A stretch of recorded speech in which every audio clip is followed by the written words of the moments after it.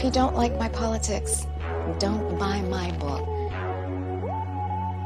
Don't read them. And if you don't like my politics, don't buy my book. Don't read them. Girls read comics. Girls have always read comics. Problem solved. White boys, comic book reader. Don't buy my book. Don't buy my book. I literally can't even think. We can have a little conference on that. Would you please get your politics out of my comic books? Don't read them. What comic books are you reading? What comic books are you reading? Would you please get your politics out of my comic books? Don't read them. What comic books are you reading? What comic books are you reading? Comic book reader. Comic book reader.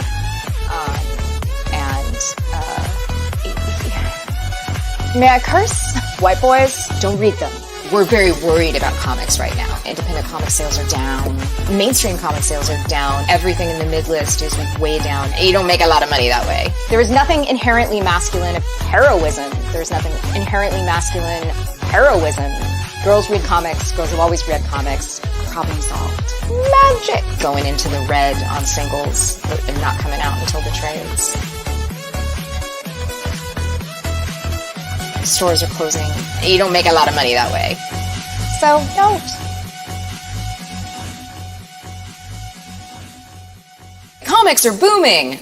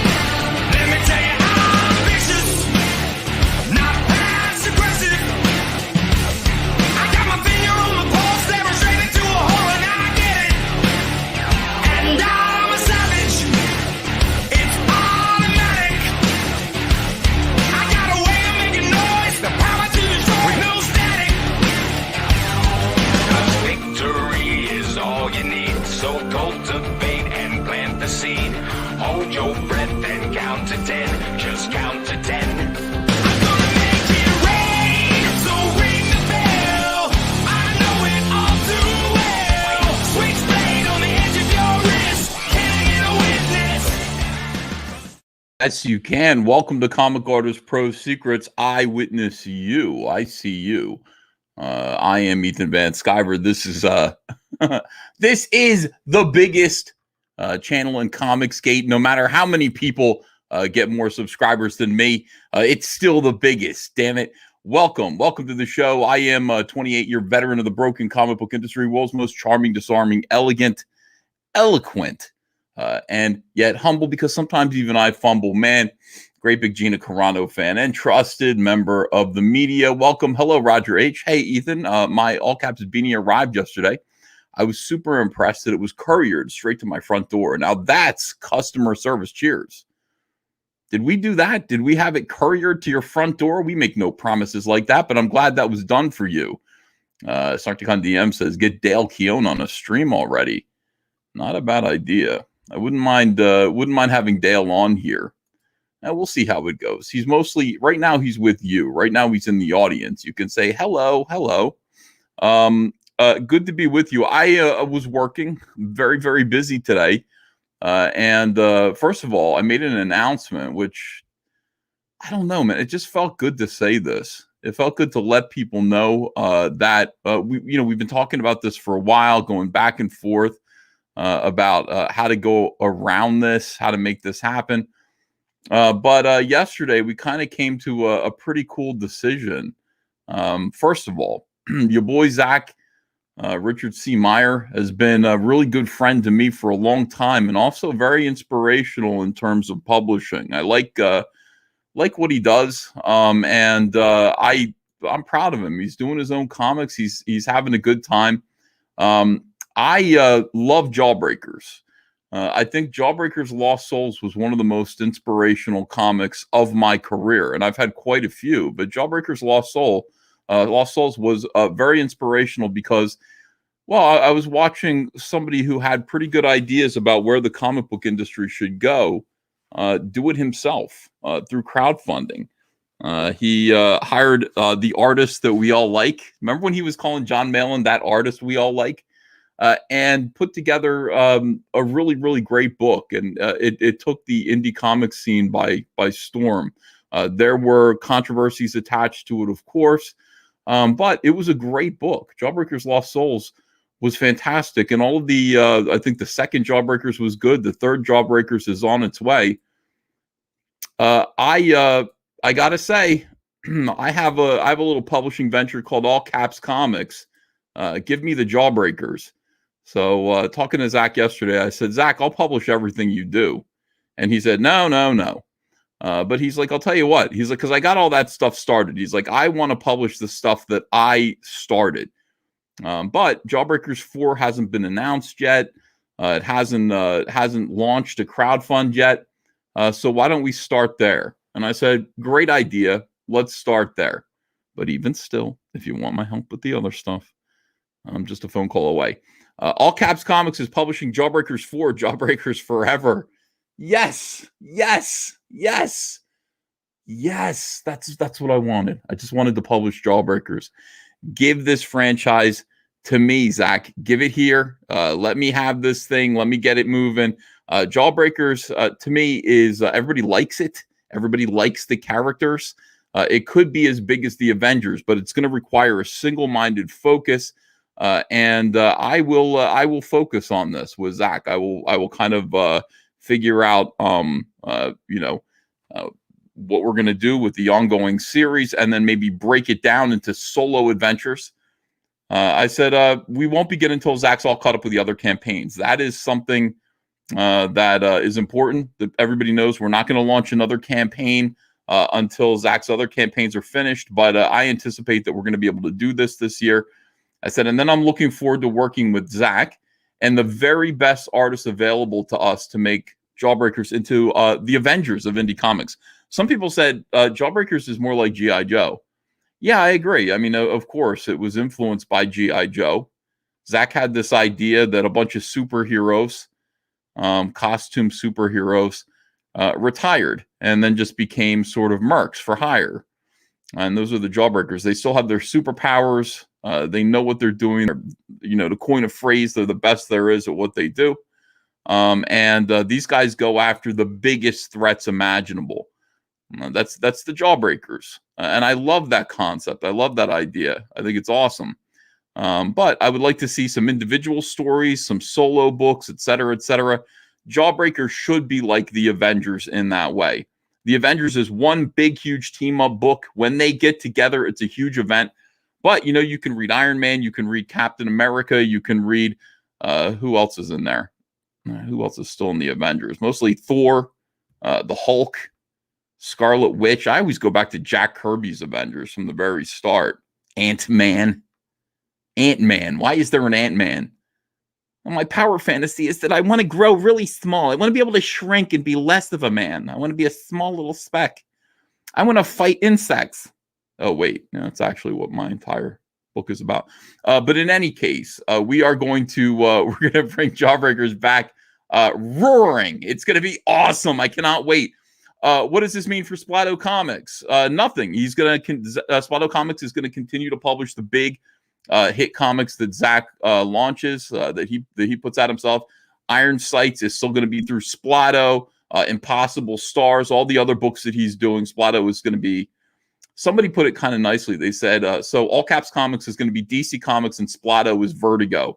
Yes, but not in that way. Not in the new Vertigo sense. In the classic Vertigo sense. A Red Blip says, you're doing fulfillment for so many campaigns now and also drawing your own books. It seems like too much of a workload. Red Blip, here's the thing. Not all of this falls on my manly broad shoulders. It's not just me. You see, we're making so much money for our business that we can hire people to do this. And that is the plan. We are going to hire people. We're even looking at a couple of comic skaters, making them full-time employees of All Caps Comics who help us to ship and fulfill campaigns.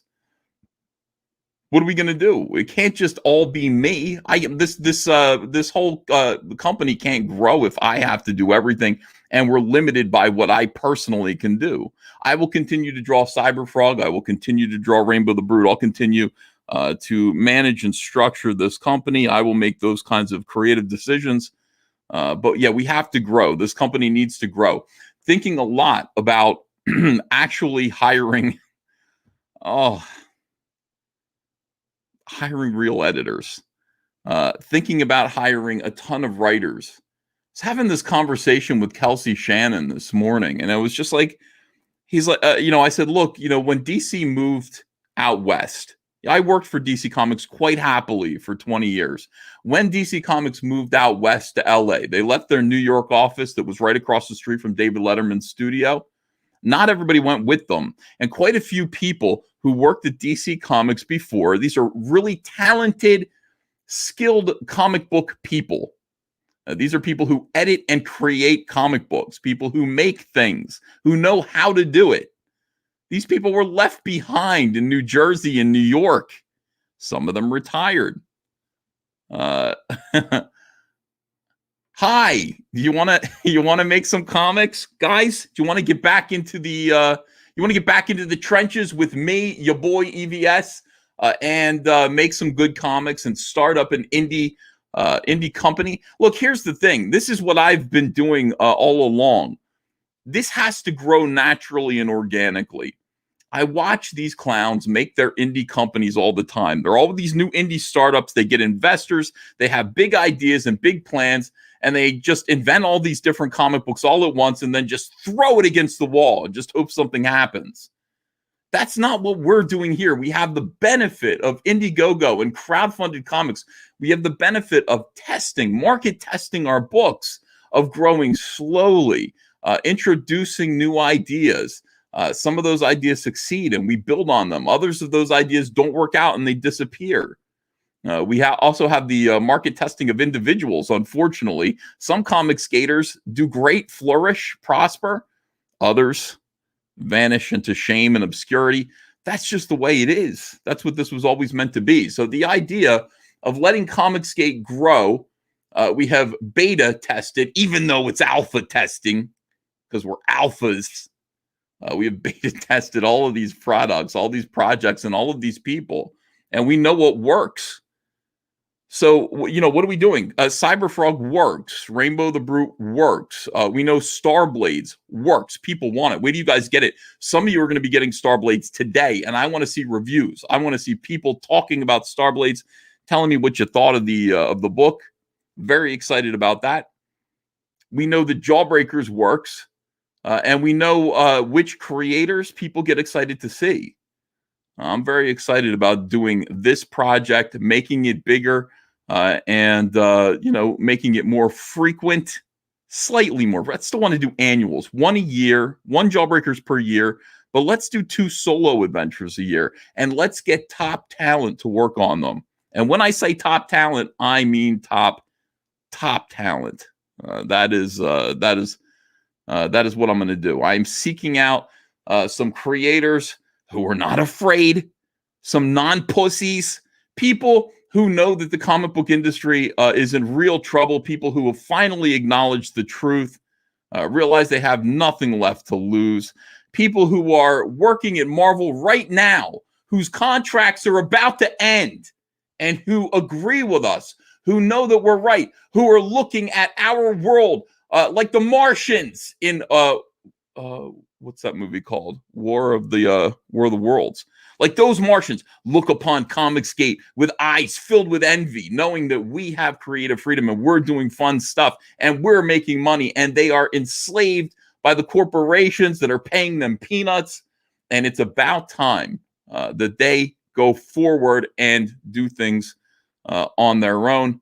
Maybe perhaps also join up with us and our network. It's about time. It's about time that creators free themselves. I am here to take some of that burden off of your shoulders. I am here, to say, hey, you need a little head start.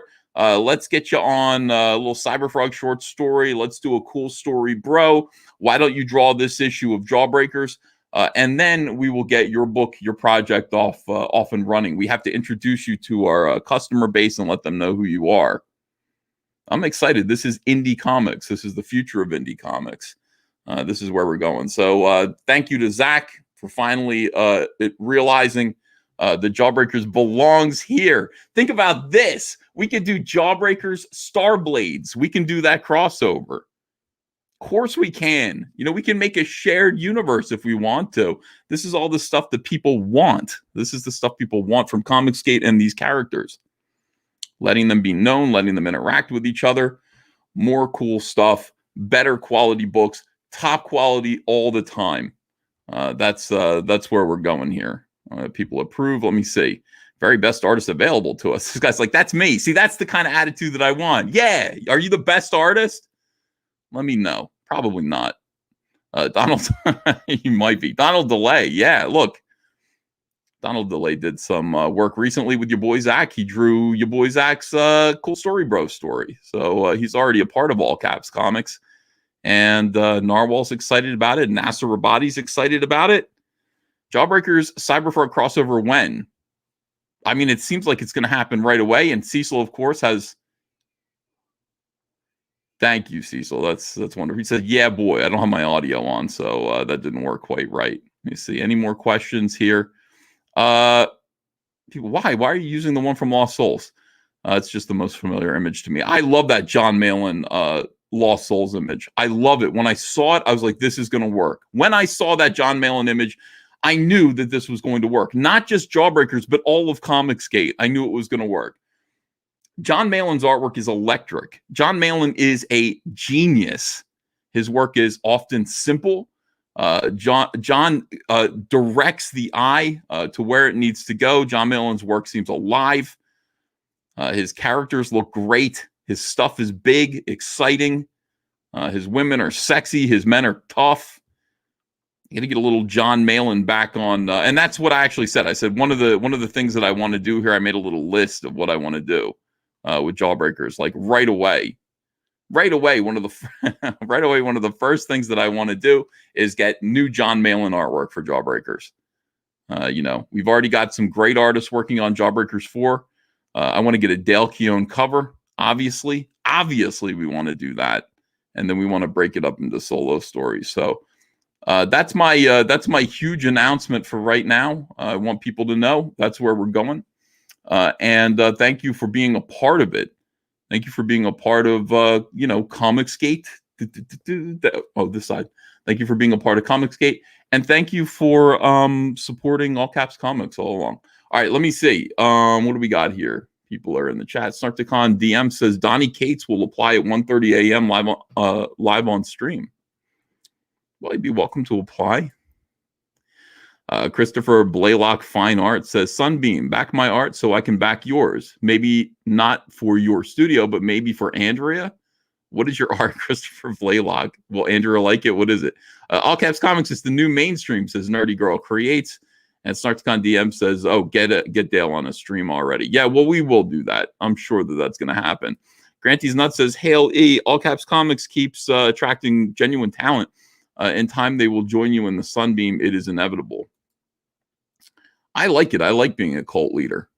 Here's another Christopher Blaylock super chat, just $5. Thank you for that. I appreciate that. Ethan is instigating a hostile takeover of Jawbreakers.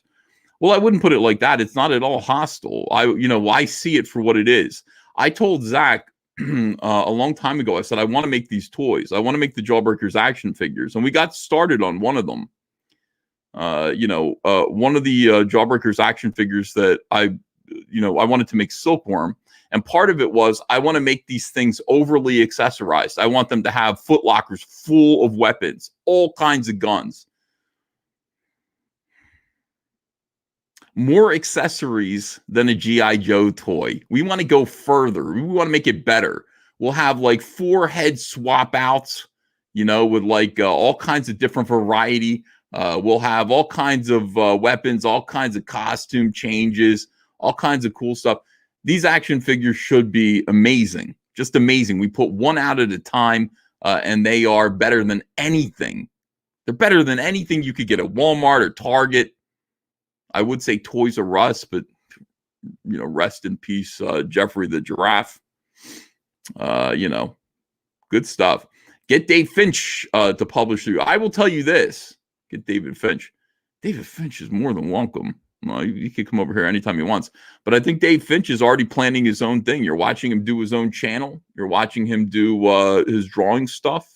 He's doing great. The minute he decides to launch a crowdfund, he is going to make $1 million in a day. It's going to be incredible. Brad Frederick says, we're going to need more all caps, ball caps. It's getting real. Yeah, they're on the way. All caps, ball caps will be here July 6th. I have 300 more of them coming July 6th. They will be here. If we sell out of those, we'll restock again. That's what we're looking at right now. Cloud9 Ninja says, yo, EVS, are those counterfeit warts and all books you retweeted real? Got to make it North America, dude.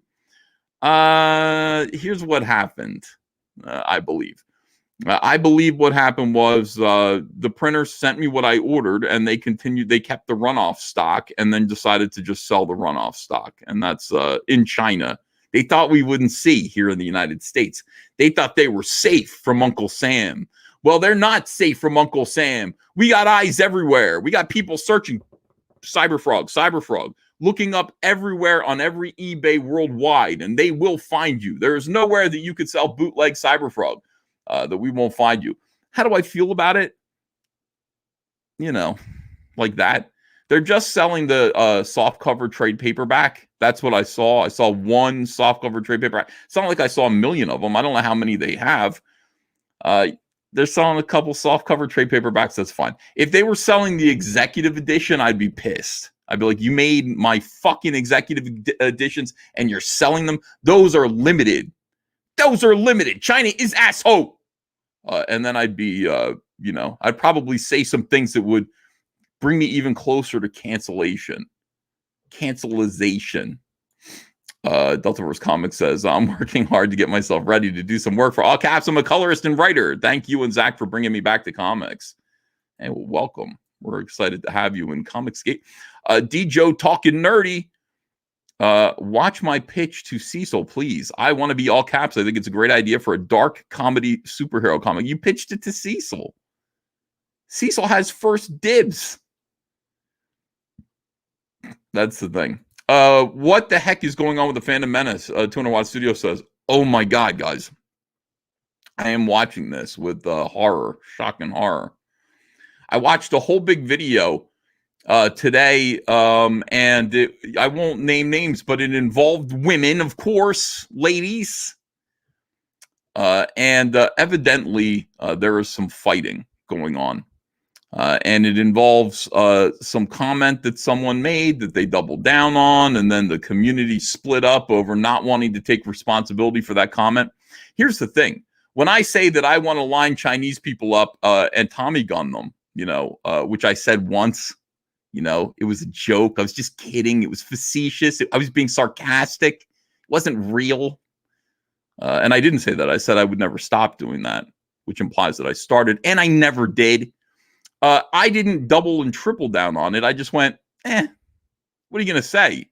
You're talking all the time. Every now and then you might say some ill-considered things. And what I did was I warned you, I'm probably going to say some stupid shit, but I'm not going anywhere.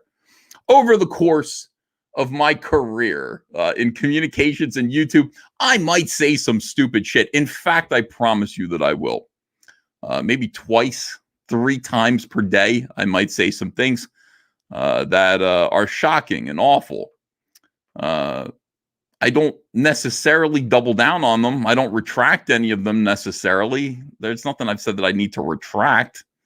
I can just be a jerk sometimes.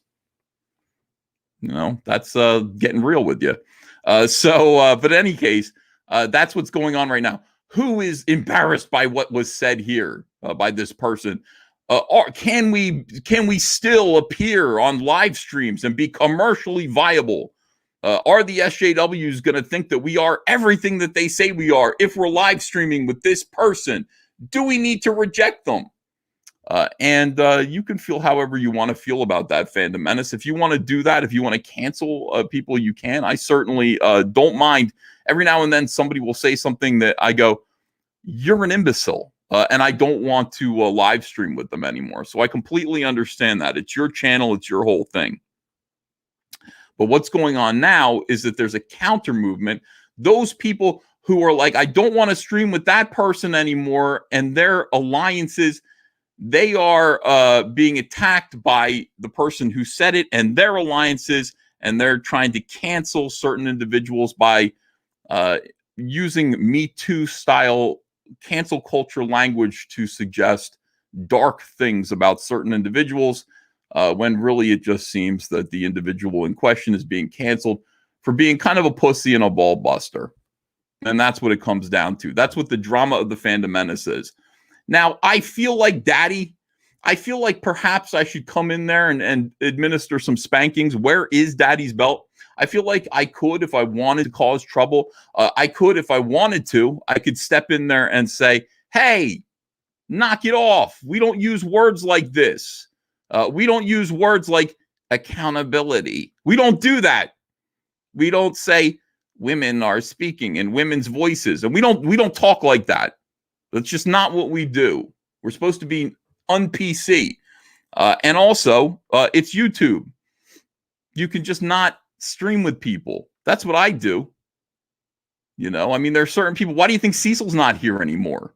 Cecil's not here right now because I just couldn't be seen with him after he, you know, what did Cecil do recently? I don't know. No, in fact, everybody's cool and we're very happy here right now. Anyway, that's what I would do, but I'm not going to do it. I'm just not. The Fandom Menace has to straighten itself out. You have good leaders over there. You have good leadership. People should be going, what I'm hearing right now sounds a little bit SJW. It sounds like we're using SJW tactics to cancel someone. We're using emotionally loaded words. We're not discussing what the real issues are. Why is Ray Fisher mad? Why is Ray Fisher mad at Warner Brothers and Joss Whedon? Did we ever find out? We never fucking found out.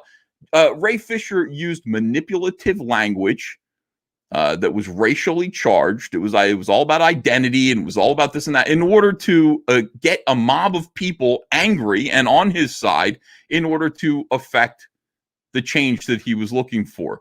That is not what we need to do. That's not what we do here. We don't do that. If there's an issue, spell it out. What exactly happened? Without crying, what happened? Who did it? Let's talk it over. Is there any way we can fix it? If not, stay away from each other. That would be good. So that's what's going on with the Fandom Menace right now. GrimJim666 became a YouTube member. Thank you for joining. I appreciate you. Antonio Cardina says, Hail Caesar, where the heck are our cult hats? What cult hats? What do you want? What should I make you? There's some people who say they want fezzes. Get Sam Keith. I love David and his views. I like David too. I think David is not so far away from me. That's what I think. Fragaboom's here. He says, yeah, boy. Yeah. Hey, Dan. How you doing, pal? I miss Dan Fraga. I like it. Dan Fraga will call me up every now and then, just have a nice conversation. I really enjoy that. You know, Dan Fraga is a good guy. One of the nicest people in comics. You know what? If you have a problem with Dan Fraga, there's something wrong with you. I'm just going to put it that way. All right. So what is this live stream I'm doing right now? I got notified that there was a re-upload. Somebody re-uploaded an old interview with Geoff Johns from 2009. That was when we started this little book right here, Flash Rebirth. And I just thought, wow, I think I'm going to watch that and reminisce a little bit and talk about it. I've never seen this interview before.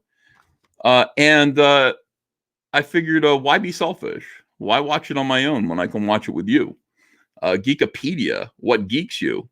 Says, I know you want to bring in the big guns, but will you take new talent as well? Yes, of course. You know, we take new talent all the time, but All Caps Comics is not a training ground for people. That's what I want you to understand. All Caps Comics is no training ground. We want the best of the best. Kyle Ritter never worked. Well, did he work?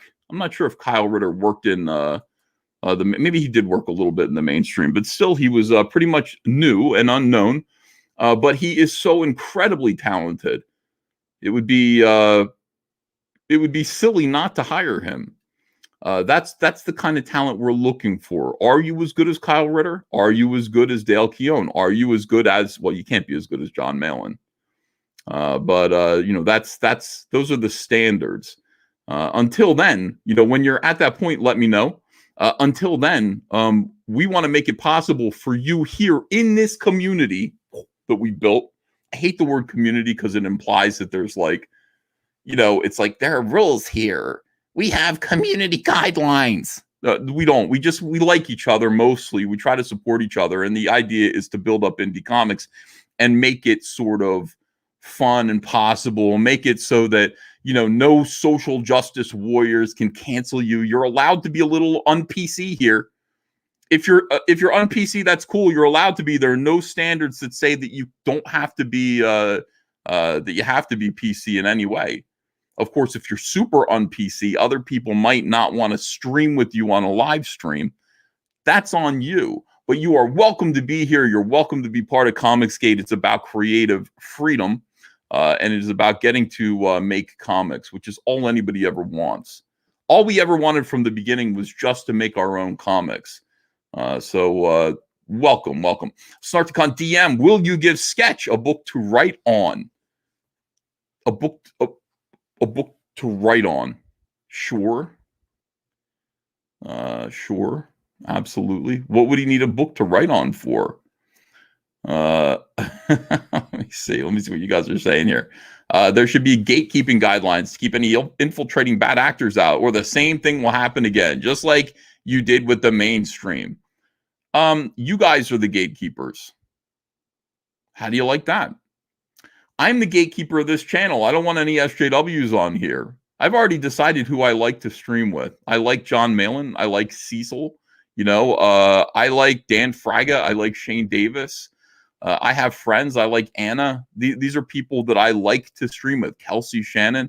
So you'll see them repetitively on my channel. And I kind of am close about letting other people on this channel now. That's me gatekeeping my little world here, my little business. When it comes to Comicsgate is gatekept by you. Presumably, if you are Comicsgate, you are sick and tired of being lectured by far left radical lunatics who want you to pay for the privilege of reading a superhero story that's secretly a political pamphlet. They're looking for social change, and they want you to pay for it. They want you to pay for their really weird and bizarre views. That's what they're looking for right now. If you're against that, you're Comicsgate. If you're against that, why would you buy something accidentally? Why would SJWs be in Comicsgate? Just doesn't seem possible. It seems like the fact that your wallets would be closed to them would keep them out. I can't do it myself. I can't. I'm too busy. My job is All Caps Comics, which I gatekeep viciously. As you can see, All Caps Comics consists of Cyberfrog, Rainbow the Brute, Star Blades, Trent Kanuga's Creed, Matt Martin's Snowman, and now Jawbreakers by your boy Zach. That's pretty good gatekeeping. It's a gated community. See your way the fuck out if you're an SJW. Let me see here. Versace. This is a gated community. Get the fuck off my property. B. Ewing says, can you offer some kid-size shirts? I really want to get my 5-year-old some of the new shirts coming out. He loves that Keown Salamandroid. Yeah, okay, I will. Extra small is pretty good for kids, for a 5-year-old. Ava runs around. Ava went to school in a Cyberfrog t-shirt yesterday. It was awesome. And I think it was an extra small. But I'll see what I can do about kid-size shirts. Everything's minimum order quantity. So if I order kid shirts, I have to order a bunch of kid shirts and then hope there are a bunch of parents who want their kids wearing Salamandroid shirts, which I'm sure there are. But I'll do my best. Ali Munoz, totally agree with hiring the best of the best. Is there certain genres you might be looking for to round out the of the all caps lineup? No, there isn't. There's no particular genre. I'm looking at creative people. Look, get out there and rock and roll. I'm not taking submissions. Don't send me submissions. I'll find you. You're doing great stuff out there. You're doing amazing stuff. I will find you. Don't you worry. Let me see. We got a $50 super chat from Clay Dicer. You gotta be kidding me. Somebody sent me $50 today. This is great. Clay Dicer says, Hail CG Brethren. That sounds familiar. Says, thanks, E, for member cards. My brother-in-law, awesome human being, launched passion project on Indiegogo, Earth, an alternate Earth fantasy comic book. Let me see if I can find the original. Here it is. Let me just show this to you guys. All right. It's called Earth, an alternate Earth fantasy comic book. He's determined to get it out, print profitable or not. Foil cover at $5,000. Please check it out. All right. So that's Indiegogo, Earth, an alternate Earth fantasy comic book. I will look at it in private. Here's the worst thing that I can do. What if I look at it and I don't like it? And then I make this face. Oh, yeah. And then, like, I've hurt you. So let me look at it and see if I want to promote it. But thank you very much for this. And, you know, I appreciate the big super chat. I appreciate you getting out there and promoting your brother-in-law's comic, Clay. Good luck to him and good luck to you. Let me see here. Yeah. Caffeinated Wolf says, Uncle E, I'd sincerely encourage you to reach out to the ladies in question. This is not a cancel culture situation. Now finish my frog book. I don't want to. Can I not? Can I stay out of it? In general, I don't want to. I don't want to get involved. Looking hella skinny E, says Alan Rogers. I'm fatter than ever.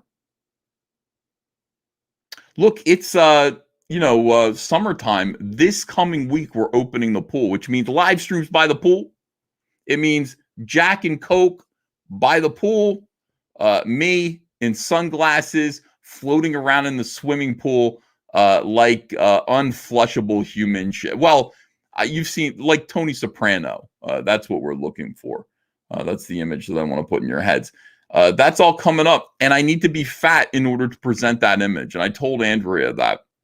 I said, I've got an image to protect here.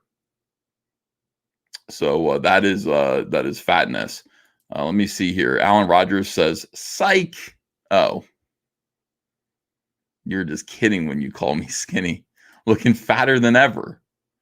Looking fatter than ever there. Okay. All right. I got it. You're right about that. I was, we're on the same page. That's what I mean to say.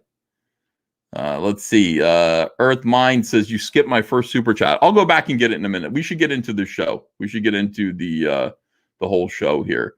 Eric McIntyre says, I really like the direction All Caps is going. Would you also consider releasing All Caps back issues on newsprint, not on Indiegogo, possibly through Alterna? No. We want the comics to be beautiful collectibles. Eventually, we will release trade paperback collections that'll be a little bit less expensive. And even more eventually, we will make digital versions of them for people who just want to read them. But not until the creators get paid the most money they possibly can. If you work for me, you're not working for me. If you're being published by me, there's nobody really working for me except for Kyle. You are going to make the most possible money that you make in comics, that you can make in comics right now.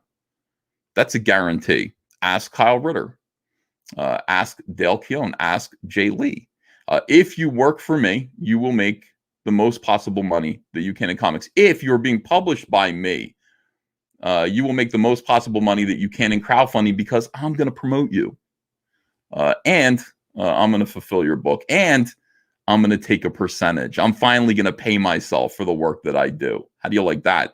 BattleHim63 is a YouTube member. Thank you so much for being here. Matt Becker says, admit I'm funny. Looking. That was mean. That was really mean. I shouldn't have said that. I apologize for that. Let me issue an apology.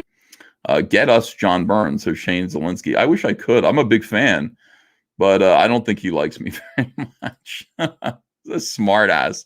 Rhino4563. Wow, for $20 says, hey, E, don't you think it's odd that Zack Snyder said in an interview that he had no problems using the toxic fan base to raise money for charity? I took that as Geeks and Gamers, and none of Geeks and Gamers has responded. My 2 cents. I didn't notice that.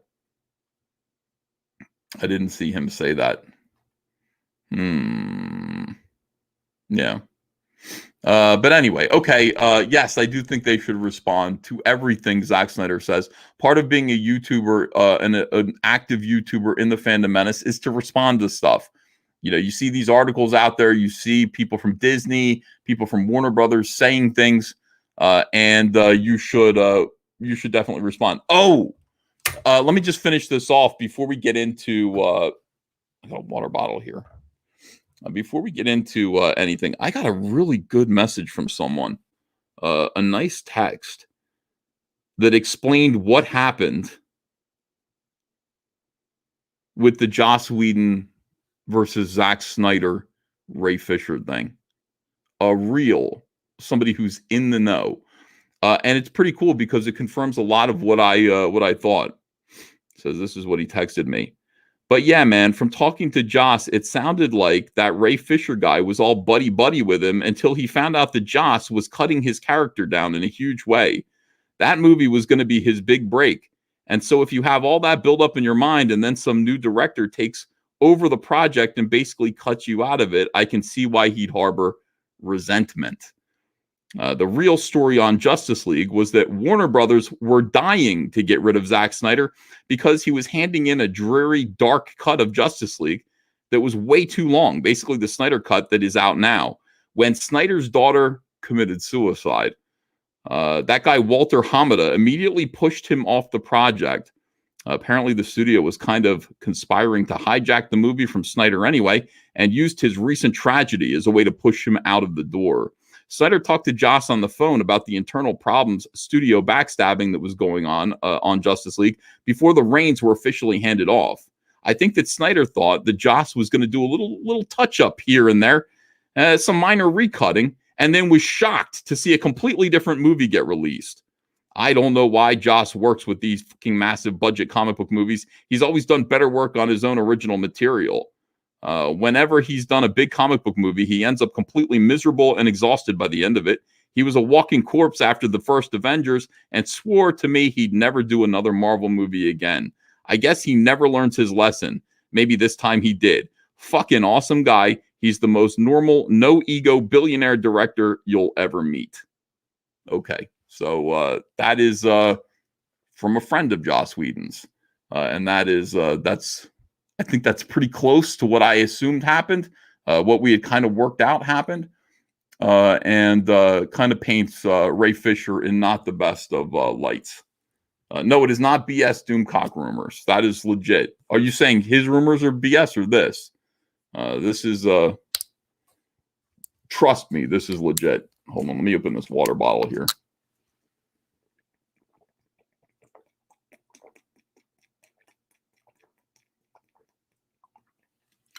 All right.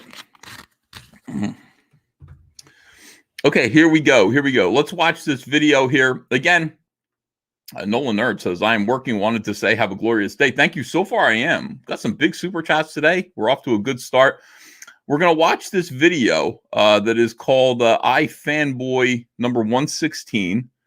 And it is an interview with the great Geoff Johns from 2009. I have not seen this. And I'm looking forward to watching it. I guess hold on a second. Let me see what this says here. Originally released April 8th, 2009. And this is Geoff doing a Q&A panel at Jim Hanley's Universe, which is a big comic shop, to celebrate the release of Flash Rebirth. And he took some questions from Josh as well as the audience. He covers everything from his approach to creating comics, how he got his start, working with Richard Donner, et cetera, et cetera. All right, let me see. This is going to make me nostalgic. I like Geoff. I like Geoff even more that he's being canceled by these monsters. It makes me feel bad for him. Here we go.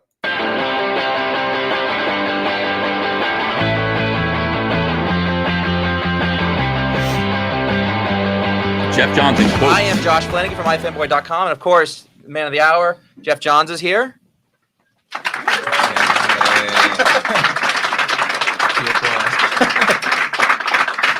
I see black people in that audience. So already we've disproved this whole thing. Vol Cobalt says Havoc has broken 80% funding within its first week on Indiegogo. Thanks to all, and check it out if you haven't. Yeah, absolutely do. All right. It's a big day for you. This is the day that Flash Rebirth comes out. Yep. You're rebirthing yet again. Yeah. My second child. Yeah.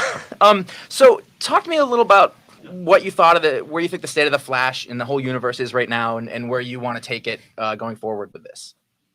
The state of the universe right now, well, I think it's been a little bit, the last few years have been a little bit this way, that way. Mm-hmm. So yeah, this is Mark Waid's version of the Flash. Geoff is being nice. He's basically, the Flash is ruined. The franchise has been ruined by idiots like Mark Waid. That's what Geoff wants to say here, but he's not saying it. He's saying they go this way and that way. If it wasn't for the fact that Mark Waid bollocksed up the Flash and made it an impenetrably awful comic, we wouldn't have been able to do Flash Rebirth. It's like DC didn't want to have to bring Barry Allen back. They thought that was a drastic move, but Mark Waid fucked up so bad, that DC realized it was the only thing that they could do. It was their only hope was to turn to me and Geoff. Left and right turns, and I'm looking to kind of plow ahead a straight road and bringing the whole universe back up in a similar fashion to Green Lantern. Mm-hmm. But very differently, as Barry's more like a wrench thrown in an engine that works pretty well. Right. That's kind of what the series is about.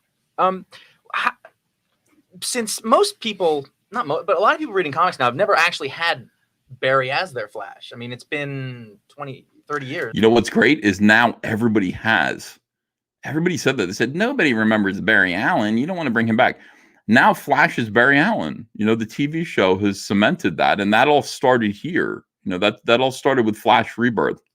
Since Barry Allen was actually the Flash, how much did you know about him? How did you approach him as being different than Wally? I mean, I really grew up with Wally, the Wally series, but I had gone back and read all the Barry stuff and collected all that stuff when I was first getting into comics.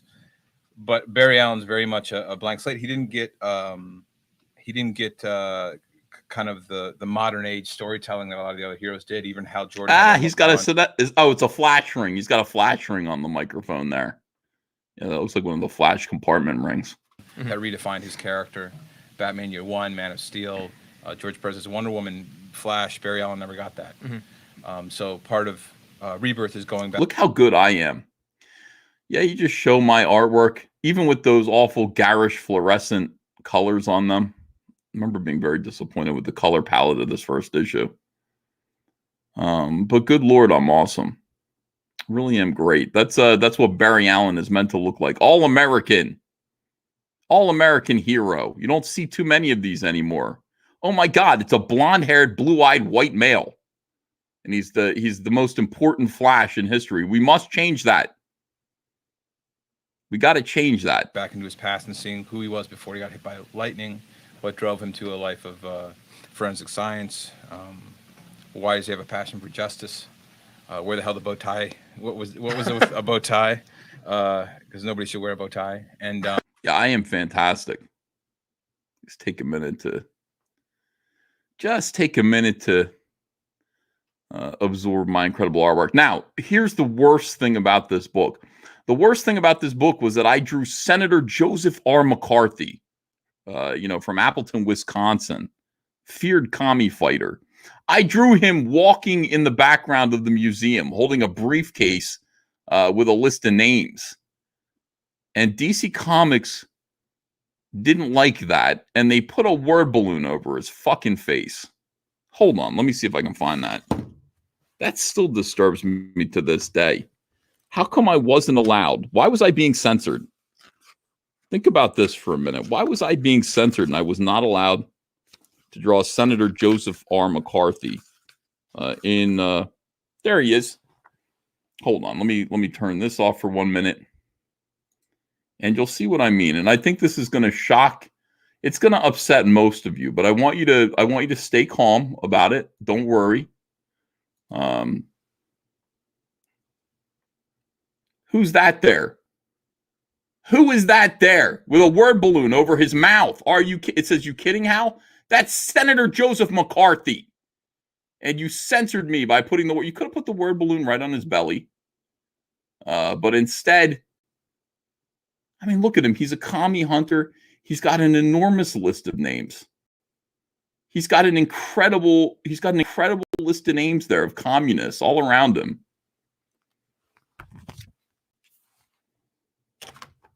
You know. And I will say, maybe I was politically, maybe I was being politically censored. I don't know. You tell me what you think. Senator Joseph McCarthy was a hero. People should have listened to him. That is true. All right, here we go. Back to the show here. See what Geoff has to say about it. And just getting into all the minutia and the bigger things of who this guy really was, because all we know is he was this big hero that sacrificed himself. We hear about it all the time. He's a saint of the DC universe, but was he? He was still a human. He was still a guy, and so part of Rebirth is peeling back those layers and seeing the man behind the mask. So who is he? I mean, like, how would you describe Barry as opposed to Wally? At first, he's very focused on. He has a very strong sense of justice. He'll tell Wally. Look at my flash. Again, you cannot even compare me to anyone else. Look at all the after images as Barry cannot even sit still. He's always moving. So you can see he's vibrating there. He's looking all around.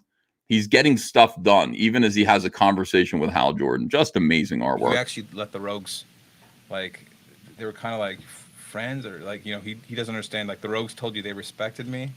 Like, that's the biggest, biggest bunch of BS in the world. But he has a really hard. These guys are scumbags. They're murderers. His line of good and bad is very solid. It doesn't blur.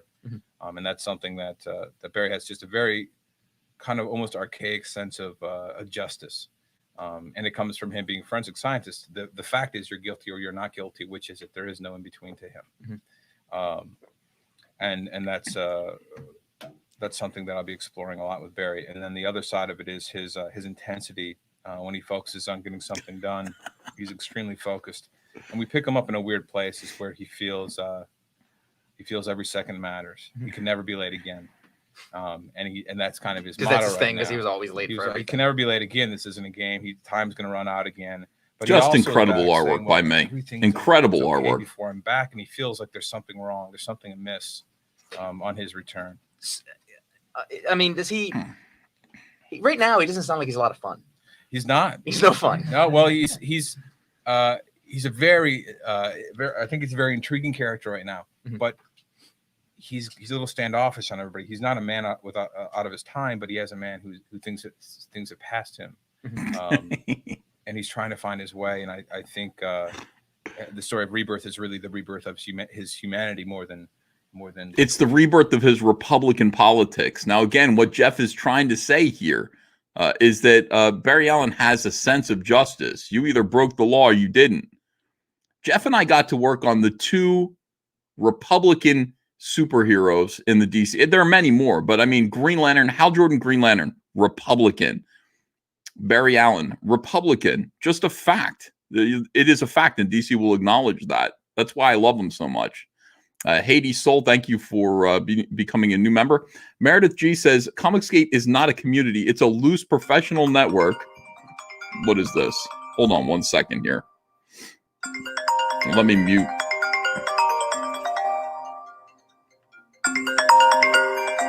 Let me mute this.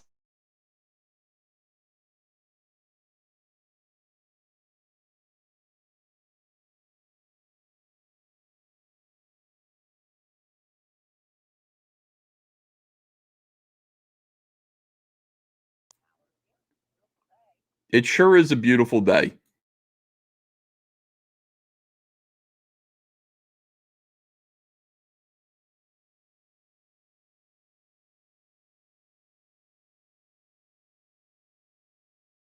Oh my goodness. So you've got Salamandroid Color Zine, you've got Amphibionics 2, you've got 3 skids of those, and you want to deliver them to my house?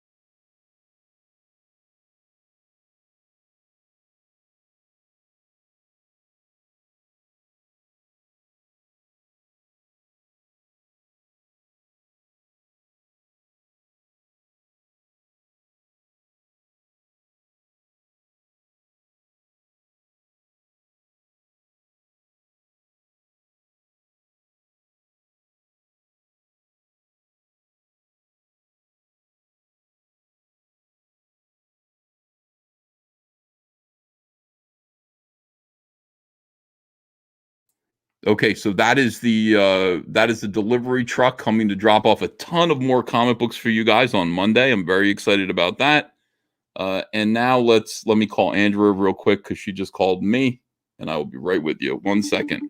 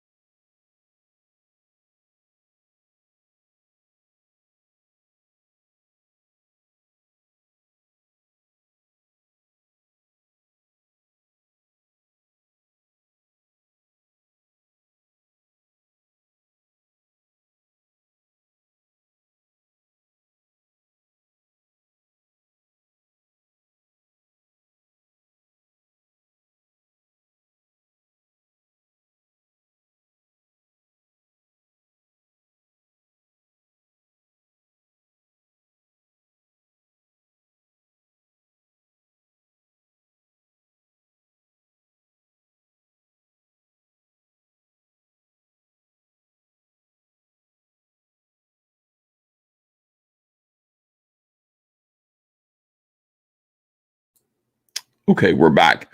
Now, here's the situation.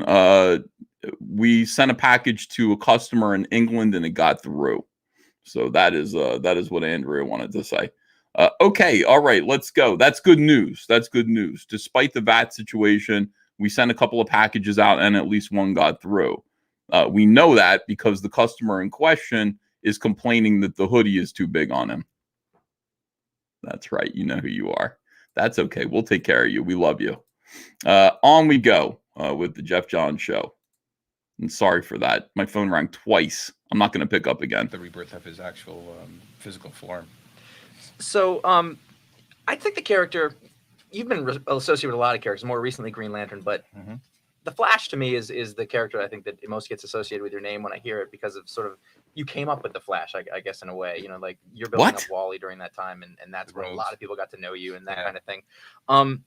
How does it feel to come back to that world so heavily? I mean, did you feel like you were done with it before, and now there's another way to get in it? I never was. I remember when I first left the book, the Flash is my favorite character. It always has been. When I first left the book, I was very happy with how things went overall. I thought it turned out pretty good. But there's certain things I wanted to do, and with Barry Allen coming back, it's a totally different character than Wally West, but a character set in the same kind of universe and playing off of, instead of a guy who's filling in someone's boots, is a guy who's dealing with speed. Look how good my artwork is. Look at Beast Boy having a sandwich there. The Rogues back. Everybody's eating in my comics. Central City, like I'm going to be really focusing on. We get a sense of what Central City was. Iris, we'll get Iris Allen, and look at that kid's musculature. It was a little bit like coming home, and trying to kind of figure out how I could. I draw old boomers. I draw food better than anyone. Let me just take a minute to say that is a scrumptious pile of hot dogs. You know, that looks like Andrea feeding me. Look at the watermelon slices, big bowl of salad, nice pitcher of lemonade, a little bowl of whipped cream with a blueberry cake. Looks like an American flag. Yeah, you got to draw what you love. I did it. I was kind of playing in a single room and just playing around, and now I can rebuild the house, so to speak. Do you think you're?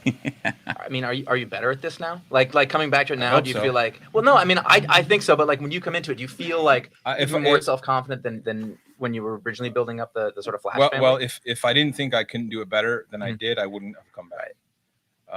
I think I look at all the work I've done, the stuff that I think turned out really well, the stuff I didn't turn out really well, and trying to figure out what my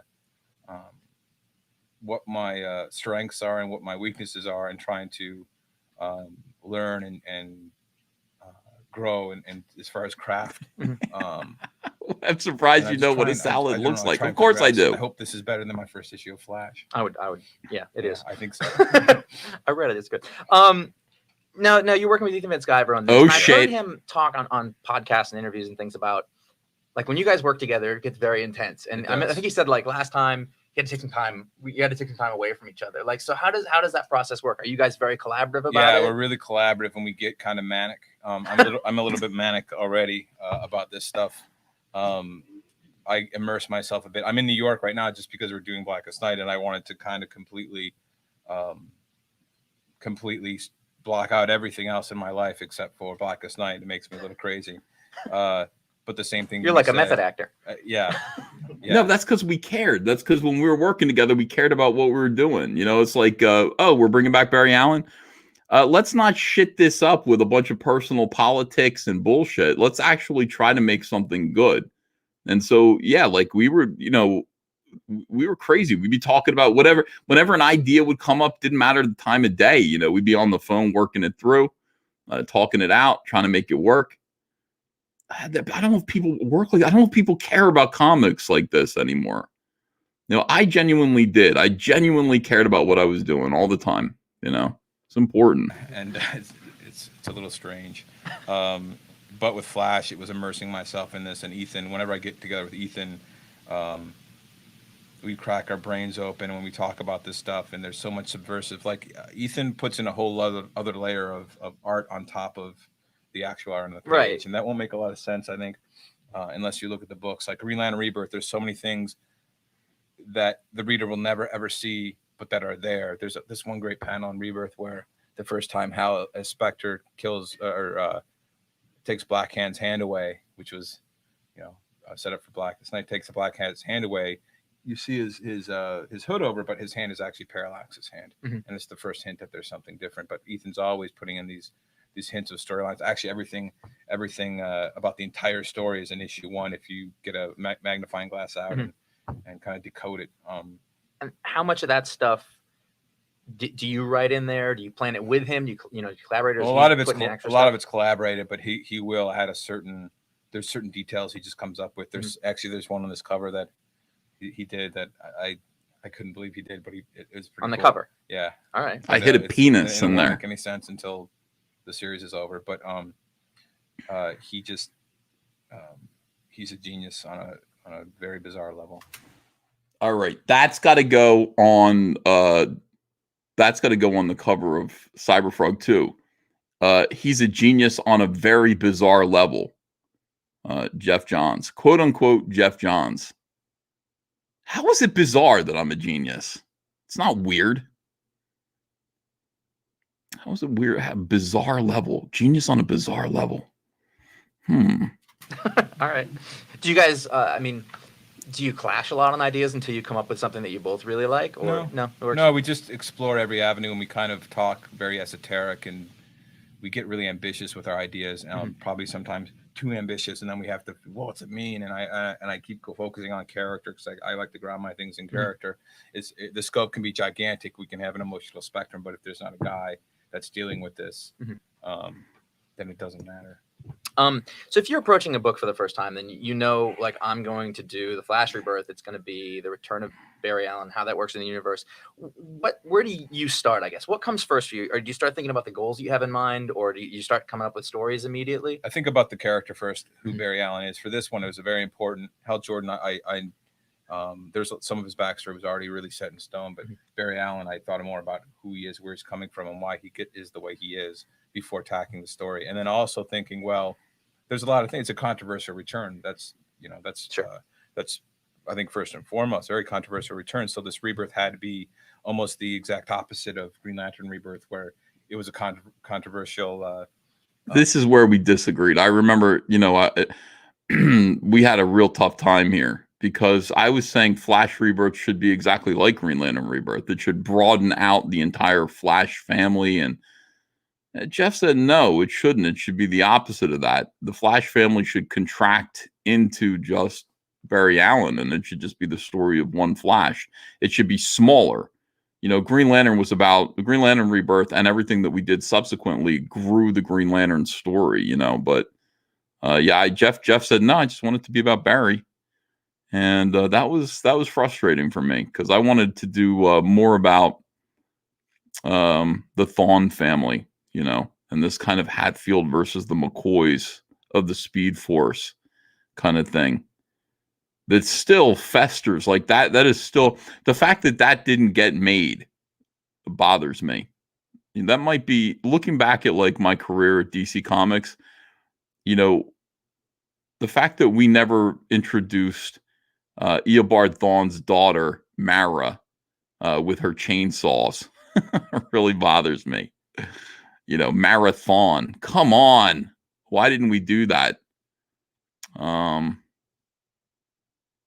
Just unfinished. I think that bothers me more than even composites. So I don't know. Death, yeah. You know, it's just making Hal Jordan parallax and then killing him. So Barry Allen's death is by all accounts one of the greatest deaths in comics. So very controversial to bring him back. So the book has to be counter culture to that. It has to be Barry Allen returning is a bad thing for the Flash universe, and exploring, well, is it? Why? What's he mean to these characters? How does he react?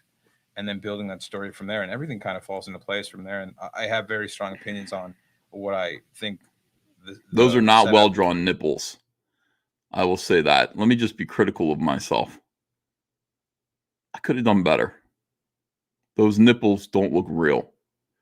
I don't like drawing man nipples. When I have to draw them, I draw them real quick with my eyes closed, because I don't want to fucking do it.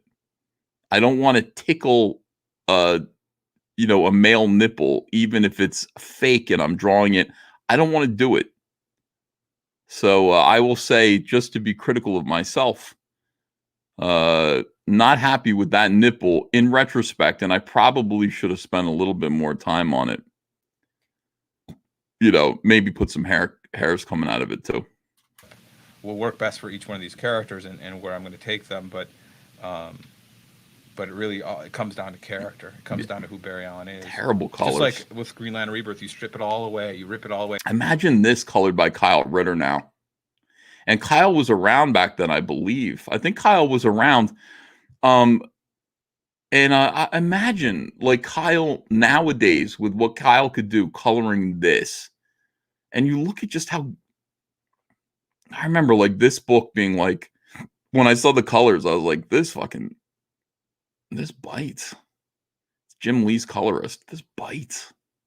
It's ugly. I had to get someone else. I think we got hi-fi coloring, you know, after that. It's just about a guy overcoming fear. Well, to me, I think that you're I don't want to kiss your ass completely, but your greatest talent to me seems to be that you're really able to take these extremely complicated sort of concepts, all this continuity and all this stuff, and you're really good at boiling it down to like the very essential nature. And even reading The Flash Rebirth today, like right away within the first 4 or 5 pages, you told me exactly who Barry Allen was, what was going on, you know, behind him and all that stuff. It was really simple. Is that something you really think about a lot, or does that come naturally to you? Some of it comes naturally to me. If I can't communicate easily who the character is. And so looking at this, just, I mean, again, I want to put this in your head, you know, as we go forward. I told you who Geoff Johns was, and you know, the idea that like Ray Fisher and his whole contingency are out there calling Jeff a racist, saying that Jeff bullied them, you know, bullied him and all this stuff. I want you to really look at who Jeff is, how he communicates, the type of person he seems to be, right? Like he's really in his head. He's thought about these characters pretty intensely, and he's very direct about how he feels about them, and confident, self-confident. He's not really the type of person that would sit there and ridicule Ray Fisher like I would. I would ridicule Ray Fisher. Jeff wouldn't. Jeff would just be very direct with him and just say, look, man, you know, it's like, this is what the studio wants, and you really don't want to be at odds with the studio if you want to work for Warner Brothers anymore. You know, and that's kind of probably how Jeff, you know, directly spoke to him man to man. And you can't do that with these Hollywood pussies. You can't. You just can't be man to man and discuss something openly. You have to worry about whether or not, they're social justice warriors who are going to take that to the internet and misconstrue it deliberately. I don't know, man. I look at this. First of all, I like Geoff Johns. I really enjoyed working with him. This is a big dose of nostalgia. I love hearing him talk about his ideas. I love hearing him call me a genius. Of course I am. He recognized it. It's just like, it's a shame. It's a shame that this happened. It's like the world has changed. 2009, we could sit there and create something like this. Social justice wasn't even a concern. It was just about, who is Barry Allen? Who are the Flashes? What are we going to do with this story to bring him back and merge him into the DC universe? This was it. This was the last hurrah of comics. Why the characters the way they are, then I have a problem. Yeah. I just believe that. Holy shit, this is good. If I'm telling a story and you don't know. Look, again, ruined by colors. I might have been, had I stuck with the Flash, which I did not. I didn't stick with the Flash. I might have been the greatest Flash artist of all time. I just didn't do it. I just went back to Green Lantern again. Look at Barry Allen opening his ring, popping that costume out. The costume flies around him as though it were alive, but it's not. It's an after image of Barry grabbing the costume and getting into the costume, pulling the boots on his feet. Not telling a story about a character. The character's not true. Look at this. Right. Landing, pulling the mask down, underlit, and then zoom, boom, racing, boom, right past Hal Jordan in the next panel. Colored like shit. Colored like my child got into my airbrush. Fucking ruined it. And here's the thing. Give this to Kyle Ritter. Oh, God, is that frustrating. I had this thing where I was I did all these different kind of techniques to show what running fast looks like. And it was a lot of elongated Flash, to sort of make him look like a blur, and stuff like that. But again, multiple images and everything like that just become one kind of snake-like shape. I did have fun with it. I mean, when Geoff talks about mania, Geoff was saying we were manic. Geoff meant me. I thought about this stuff intensely and would sit there and call Geoff and just be like, look at this, look what I'm going to do. Here's an idea. And when you are creatively motivated to do something, when you're having fun and when you believe in something, you can't stop talking about it. You can't stop thinking about it. And I wish that I could talk to someone about Cyberfrog the way that I used to talk to Geoff about Flash. I can't tell. It's all spoilers. I tell you guys some stuff, but working completely by myself means there's no soundboard. It's like, is it soundboard or springboard?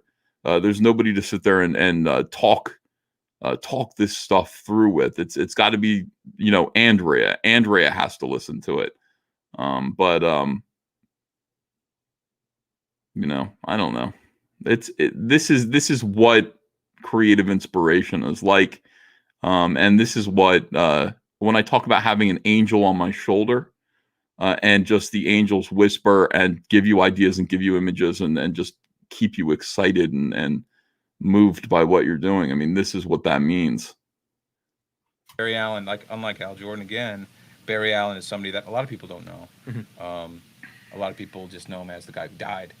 And so it's my job to rebuild him and also explain who he is, but in a way that everyone can relate to. Yeah. Everyone needs more time. I'm sure everybody's like, God, this thing's taking forever to download. Everyone's on Twitter, so you can tell your friend, 2,000 of your friends at the same time what you're having for lunch, and everyone's got email on their email on their cell phones now. I do, and everything's about speed. We all want to get faster. Cars are moving faster. I got to get to work faster. I don't have enough time for this. I don't know how many people say I don't have enough time, but I think we probably say it once a day. Yeah. I don't have enough time. And that's something I want to explore.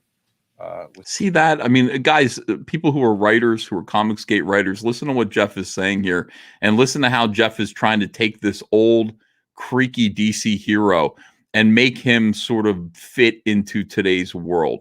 Like Jeff's theme, what he's thinking is, hey, today people cram so much into their day. They get so much more done. Nobody feels like they have time for anything, et cetera, et cetera. And here's Barry Allen, a man out of the 60s, a man who is the fastest man alive, and still the world has sped up all around him. That's a great theme for doing a comic book. You know, think through what you're creating and try to find something like that that is relatable, you know, that you can put across. That's my theme. That's the subtext of what this story is all about. Geoff was always really, really good about that. You know, I'd always say, yeah, but what about the tits? Like, you know, what about tits? With somebody who can move this fast and still doesn't have enough time, because there will never be enough time. Time doesn't stop. That means there will never be enough time. How do you deal with the pressure for a project like this, in that expectations for this book, expectations for The Blackest Night are all really high? I mean, you're sort of cresting on a wave here where, like, you've had excellent book after excellent book. You just redid the origin of Hal Jordan.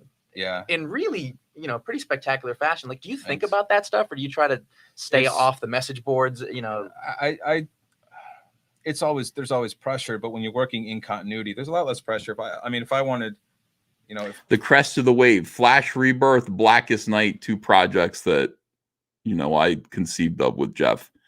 I was Geoff's greatest collaborator, not the best artist to work with him. I think Gary Frank might have that.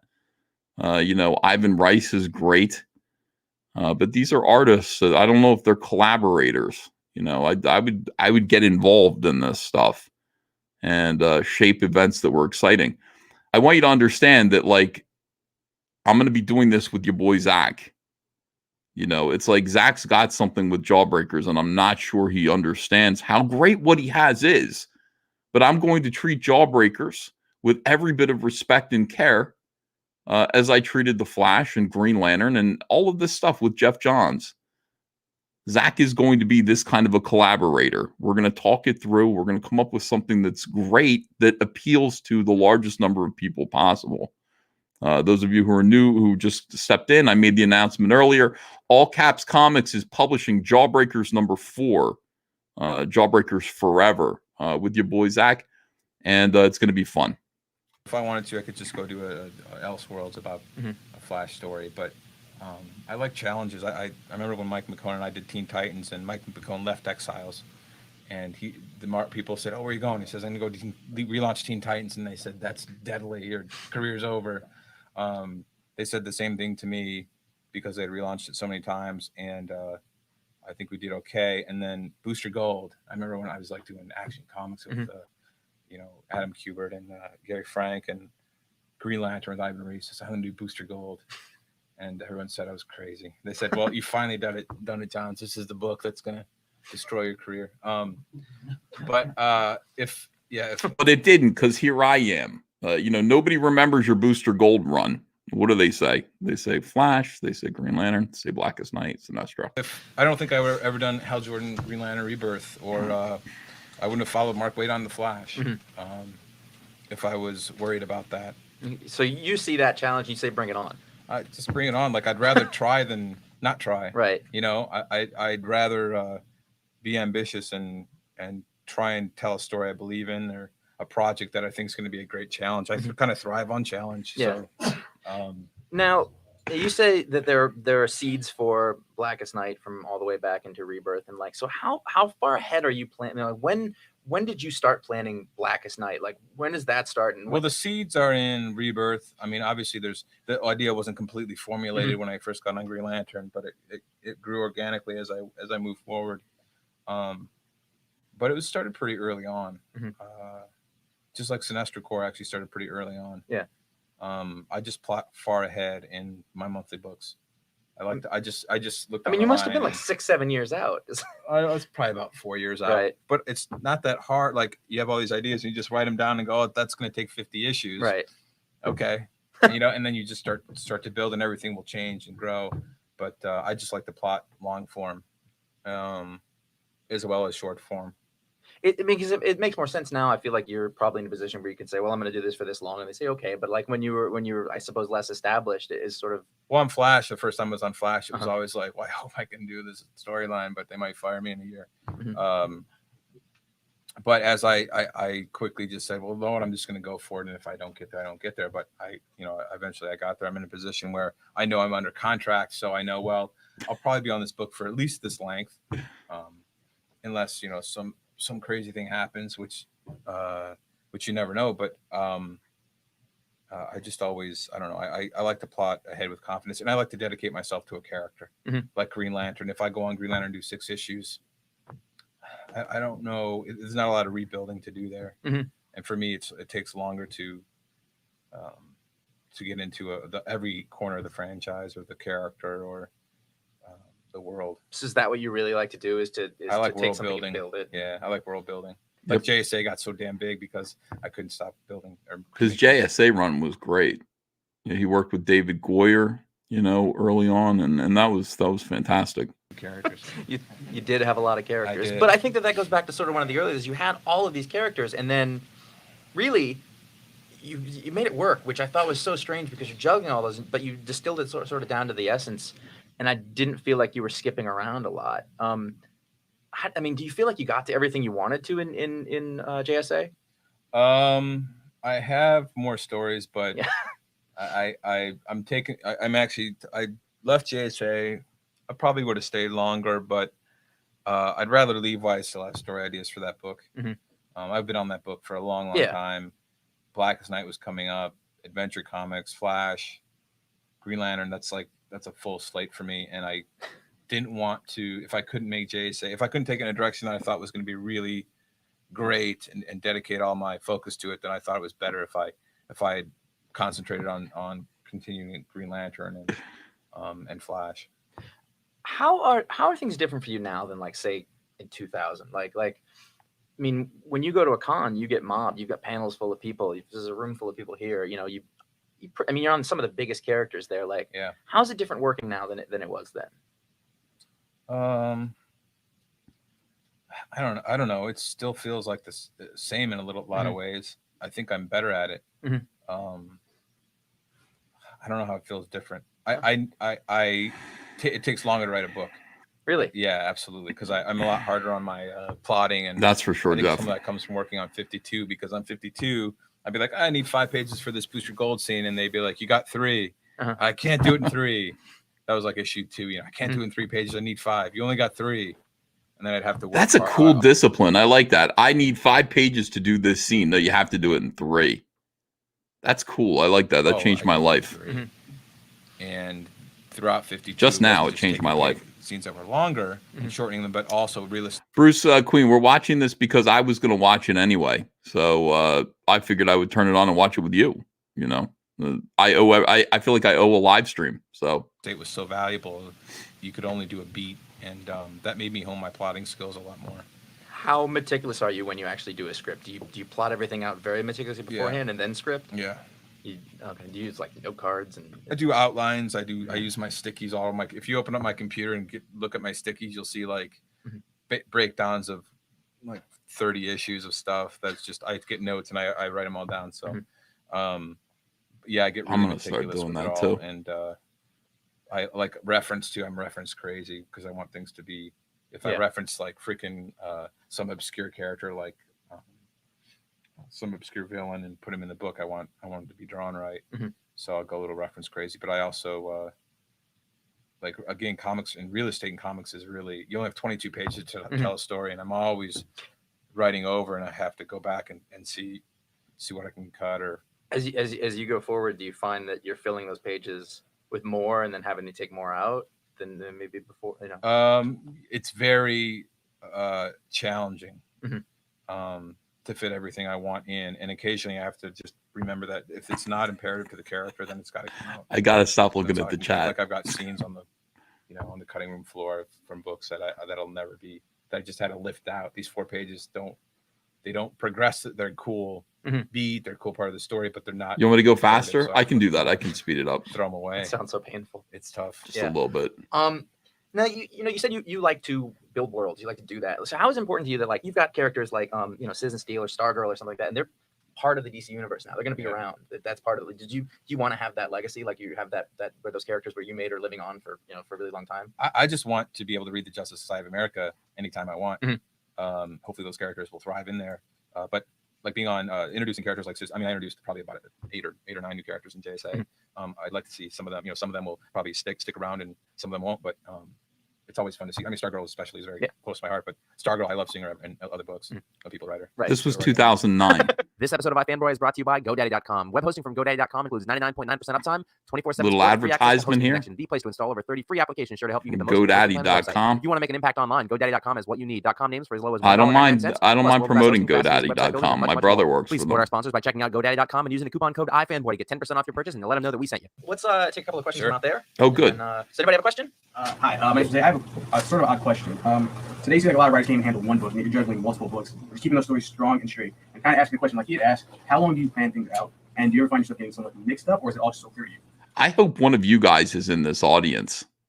Well, the one advantage I have is that I'm only working in the DC universe instead of like here and here and here. So I'm kind of immersed in the DC universe. I got a pretty rigid. Don't worry about it. You do your thing. I've got a pretty rigid work schedule. I work like around 9 to 7 almost every day, and I just enjoy it a lot. So I don't ever find myself. It's always like there's a lot of work to be done, but I'm pretty happy with how I juggle it right now. But I don't usually get my wires crossed because I'll say, oh, this week I'm going to work on Flash, and I'll work on Flash for a week, or this week I'll work on Green Lantern or Adventure Comics or whatever I'm working on. So my wires usually don't get crossed. But like Blackest Night, it's actually nice to work on Blackest Night, Green Lantern, and Flash at the same time because Hal and Barry. Again, my artwork is amazing. Look at that fist with the black lint. I forgot I drew that. Blackest Night a lot. So as I'm getting to know Barry more and more in Rebirth, it helps inform me in I Blackest Night. did everything. Barry's going to Just fit in the DC awesome. universe and act and bounce off these guys. So I think working in the DC universe helps me a lot that I can focus on my creative. Too energy. fast? Okay, hold on. It's just something I enjoy. Do you feel like you're working on like the right amount of stuff right now? 'Cause I feel like you have a lot of books. You're doing like a script a week, I guess. It's something about like a script a week, but I only have one monthly book right now. Okay. So I'm good. He went through 52 people. Yeah, 50. Everything's fine. I did 52 plus like 3 books a month. I can handle anything. Ask Grant Morris. Like at 52, after that was like detox. We actually all went to Vegas for a weekend. Just With Grant Morrison? Yeah, it was awesome. It was a good time. Forgot about comics for a few days. Pretty much everything. Yeah, it was fun. I'm gonna. But you do need to kind of take a break every once in a while. Here's a question. whenever- Hey, Jeff, how fat is I'm like, I'm gonna go away for the weekend. I start driving, and immediately when I'm driving, I start writing stories in my head. Slender man. Do you always keep a little notebook with you? And No, I don't. I usually Really? keep everything up here. Yeah. I forget things so fast. Yeah. You're a wonder kid. Another question? Yeah. How you guys doing? Good. How are you? Thank you. Good, great. I'd like to say I grew up reading Barry and Hal. I'm glad Harry's back. This is how fat I am. Barry's back. Thank you. Yeah. And I was wondering, Thin. you've written for Smallville in the past. Uh-huh. Have you ever thought about writing a Green Lantern episode? It's about my weight. Not really. I like the Legion because it made sense in the context of Clark. I mean, if they came to me and said, "Hey, do you want to write now?" Whoa. Is that Allison Mack? Or am I seeing things? Episode with Abensor, Green Lantern. Sure. Thank you. Yeah. Cool. I have a couple of questions, sort of that people on our website do couldn't be here. So, Six Gun username That is an wants to Allison know Mack. Okay, good. what writers outside of comics inspire you most. My biggest inspiration is screenwriters. Brian Helgeland is one. He did LA Confidential and Conspiracy Theory. I think he's an amazing screenwriter. Probably one of my favorite writers out there. Mhm. But he's a big influence on me. How he structures things. Are you, when you like watch a movie, are you totally like studying it the whole time? Yeah, Yeah. I'm Yeah. annoying to watch stuff with too. yeah. It's hard because you can't help it because it's like if you build houses, when you walk in a house, you're probably gonna go, how the hell did they build this out? And that's kind of the attitude you take with film or TV. Mhm. But mostly screenwriters. There's a lot of screenwriters out there I like Mhm. that are pretty influential. Do I you- read a lot of scripts when I was in school. Right. Do you like, is there any prose writers or anything like that? That there's prose writers I like, but there's no writers that really the stuff I read in prose is mostly nonfiction. Mhm. I think because I can tend to enjoy that stuff a little bit more for Yeah. leisure. Is like I like political books or spirituality books or true crime books. there was a guy named John Douglas who was a profiler at the FBI who he wrote a few books I really enjoyed his process. But I don't really read a whole lot of prose that is fiction because I just can't enjoy it as much. So I read my friends' books like Greg Rucka or Greg Hurwitz, all the guys that I know from comics. I'll read their books. Is there any fiction left that you can enjoy? Do you have guilty pleasures? My guilty pleasures are probably stuff like like Doll and fantasy books, like kids books like the Phantom Toll Booth. Like that stuff's always fun. Cool. Like Other Worlds. I like the C.S. Lewis and stuff. Anybody else? Another question? Yeah. Josh, big fan. I wanted to know what it's like working with other writers, like specifically like the 52 guys and Richard Donner and Jeff Loeb. You're a big collaborator. Yeah, I like collaboration because it's fun. This should be a fun job. It's comic books. It's for me, it's the best job in the world. I love comic fans. Love it with like my friends like James Robinson. I really like collaborating with, even though when we don't work on the same book, but we're just talking in general. The 52 guys are some of the most. They were my favorite writers prior to that, and they're my favorite writers after that. Grant Morrison is definitely my favorite writer in comics. Look at Grant, and a huge influence. Them, and a very good friend of mine. And Greg Ruck is the same way. What a piece of shit this guy is. Fuck you. Because their writing style is so different from mine. They approach stories so differently. And collaborating like that, you learn a lot. And I probably learned more in that year of writing on 52 than I learned in anywhere else, in the sum total of my career. You was it James Robinson who helped you get into the industry in the first place? Yeah, James. Well, originally I was shooting a film out here with Donner. I was just out of school. I was a young kid, and I met a bunch of people from DC who I gave them a tour of the set, and I was fetching Richard Donner's coffee and spilling it on myself. And they said, "Hey, you really like comics?" And I said, "I've been reading them all my life." And they said, "You should pitch us something if you have any ideas." And about a year later, I came with Stars and Stripes. How does that happen, man? I mean, it's fake, clearly, but yeah, I mean, it's also, I think they probably were being a little just more polite than anything. Like, hey, if you have an idea. And I was so busy, I thought, well, maybe I'll if I come with something, I'll pitch him something. And about a year later, I had Stars and Stripes, and I had that was like right when I started at DC. I remember this coming out.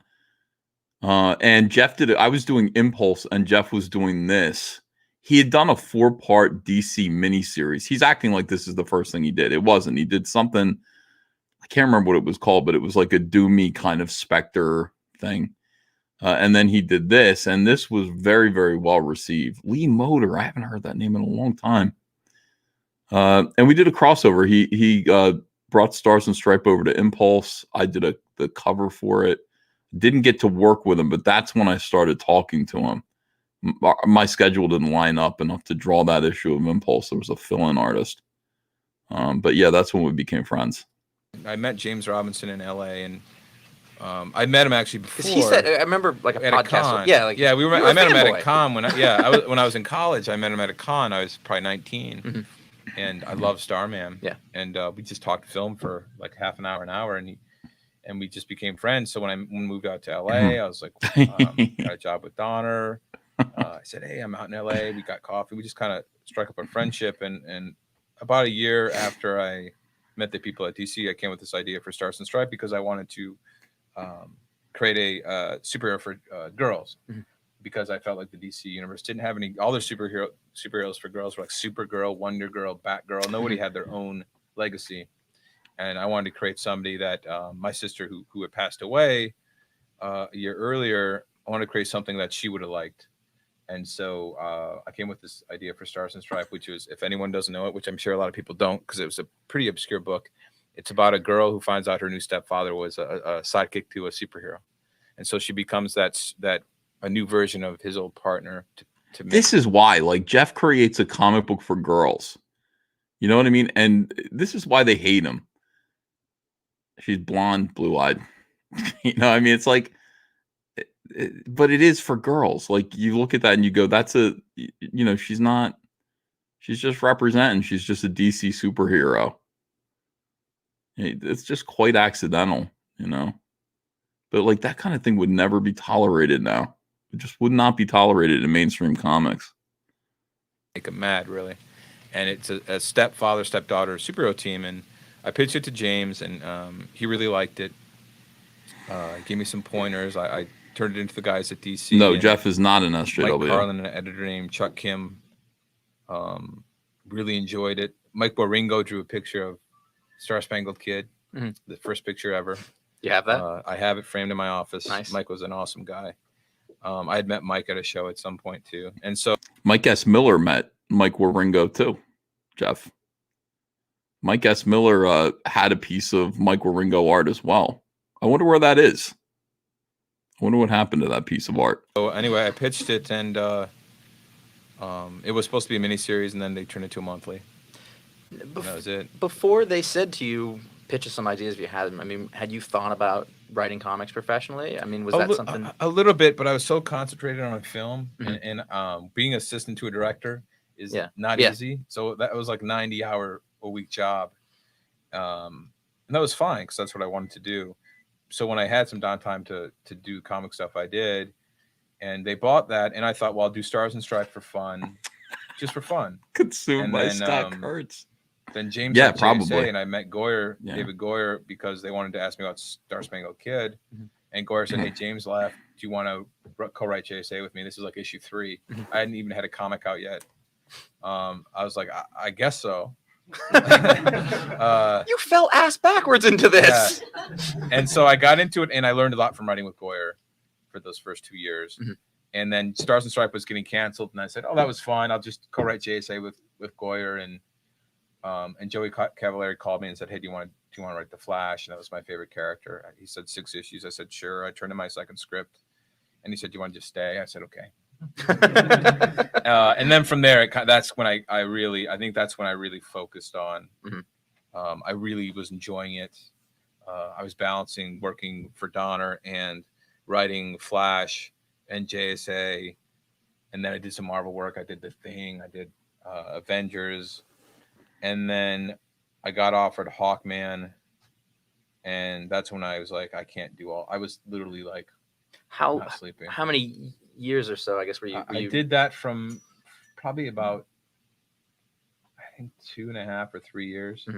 I did that. I worked all those jobs, and then eventually I had to move on from Donner's, which is very hard because he's like a dad to me now. And that's amazing. I signed with DC so I could focus my energies, because I felt like if I really want to dedicate myself to this, what a great start, to get to work with Richard Donner. You're Richard Donner's assistant. What a great fucking start. And it's like I guess at the time I just thought that's pretty cool, but it's like now, holy shit, that's Richard Donner, man. He directed those Twilight Zone episodes with William Shatner. He directed the Twilight episode with William Shatner where there was a gremlin on the wing of a plane. That was Richard Donner, man. Legend. I want to be able to really dedicate myself to the DC universe, and that's what I did. Cool. Cool. Another question. Sorry, that was a really long answer. That's good. Back here, want to stand up? Hi, Allie. So in Green Lantern, we've seen Hal with a bunch of different color rings on, not just the green one. Yep. Is he gonna try on every ring and become like master of the emotional? He will not be trying on every ring. Oh man! And any chance like a white lantern that kind of does the spectrum stuff? Possibly. Do you really want to know what's going to happen ahead of time? Here's one from a user called Alan Mack. He said, wanted to know, what is the most difficult? And again, this was all my idea. I just said, you know what? We have these different color rings. And then we just, what people are going to really like? They're going to say, well, what happened if this person put on this color ring and this that's what it's all about. It's all about fans getting involved and using their imaginations and doing fan art. That's how to sell comic books, Geoff. It's interesting. Some of this other stuff is interesting. These are interesting thoughts, but it's all about interactivity. That's what it is. And you've got a young lady standing up going, is Hal Jordan going to put on all the rings? Yes. He is, because we're going to eventually run out of ideas.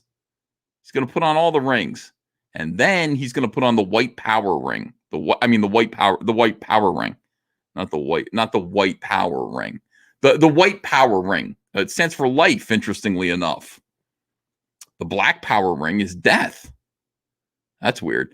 The white power ring is life. It's and then they all turn white. They all put on white costumes and they wear the white ring. That's interesting. Well, fortunately, we didn't give them hoods. Their costumes didn't have hoods. We could have done that. But yeah, that's what it's all about. They're going to go through the whole spectrum of. He's going to put on the purple ring and the yellow ring and then he's going to ultimately put on the white power ring. And normally he wears a green power ring, but the white power ring is coming later. And you can find those. It's so embarrassing. Like DC actually made them. And I did not intend this. This was not something that I did for laughs, even though it is funny. But I mean, you can go on eBay and you can order. They made plastic rings. You can get, I don't know why the alt-right hasn't picked this up as a joke, but you can get the DC Comics plastic white power ring. They did make them. I mean, all right. Difficult scene or comic that you've had to write, and then what would be a single moment that you got the most excited about? Like, I guess the thing you're the most proud of. I'm most proud of the White Lanterns. I like the white. The thing that I'm most proud of, put the microphone in this direction, Mr. Interviewer. I like those White Lanterns. That was the best thing that we did. The white, and they had these white power rings. Most proud of that. I thought that was a good idea. Thank you. See what Jeff says. Different things. I think one of the most difficult things to write was the death of Superboy, because he was my second favorite character for a long, long time, next to Flash. I mean, Flash and Superboy were like, so killing him was really very sad, really, really hard. And it was hard because I felt it when I did it. Mm-hmm. And so when I wrote that scene and Wonder Girl is like, you saved the whole universe, and he says, the last line's like, yeah, Cass, isn't it cool? And then he dies, and you're like, oh. I was like, I just sat there at the keyboard, really depressed for. Did you get misty? Days. Did you mist yourself up? I did. I got really misty. It's okay. I laughed. That was tough. There's a lot of hard scenes. There's actually Flash Rebirth 3. The last half of that was really emotional for me. Mm-hmm. Green Lantern 25, when Hal, I love the scene. It makes me all misty too. Is when I was writing it, Hal says, he's telling his brother, like, Sinestro, like, these freaking guys are coming to Coast City. You got to get out. Everybody evacuate this city. And he says, we're not leaving. Mm-hmm. Staying and the whole here. City said, and whole city lights up green. And he looks out and everyone's lighting green lights in the window. Just Coast City, like, bitches. We're staying. And so when you get the pages back for something like that, did it look like what you expected? Yeah, and then Hal just looks at his brother, and then Kyle and Hal fly up to beat ass, and Hal says, Hal says hell of a family, and Kyle says hell of a town, and you see this big double page spread of them flying up with the glowing green city, and that's the birth of the city without fear, and for me that was very powerful. Yeah, hit that like button if you like me watching an interview. I felt for Hal, empathy for Hal, from 2009. Hit that like button. And thumbs up. Destroyed, and all these people are dead, and then seeing it rebuilt, and seeing the faith they put back in his hands, that they didn't blame him for that, and that they believed in him, and that allowed him to believe in himself and overcome fear. Because Hal, for that one moment, was saying, "Run away," and that's something that totally is against character for him. So that scene was really powerful because it was a culmination for me of his entire journey, themes, and his family. How long? I mean, I don't know if this has something to do with the end of Blackest Night, but like, how long are you planning on keeping going with Hal Jordan or with Green Lantern? I've got no endpoint right now. So and I assume you're planned out for the next 6-8 years. Well, my focus really right now is Hal. Actually longer Hal than Jordan, that. Green Lanterns, and Barry Allen and the Flash, Flash family. So that's what my focus is going to be for the foreseeable future. Anyone? Another thing right here? Stand up. How is George Perez doing on Legion of Three Worlds? Is he Number 4 should be out. It's beautiful. It's number 4 is done. I think as of tomorrow, and should be out in about.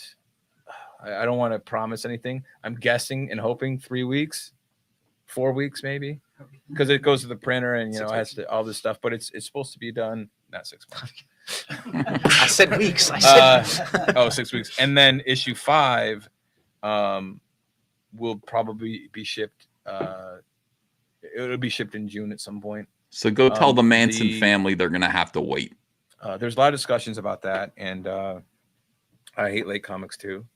But this is a comic book that you see the work George is putting into the pages, and you can't deny he's not playing, Call of Duty 4. He's drawing the book, and while playing Call of Duty, and George is such a master, and I think he's proven himself over the years that hopefully they're worth the wait. I think the art alone makes them worth the wait. And the stuff we have coming up in issues 4 and 5 is pretty killer. It feeds into everything else I'm doing, which is cool, and it's its own story on its own. But issue 4 is really pretty spectacular. It's by far and away the best issue of the bunch so far.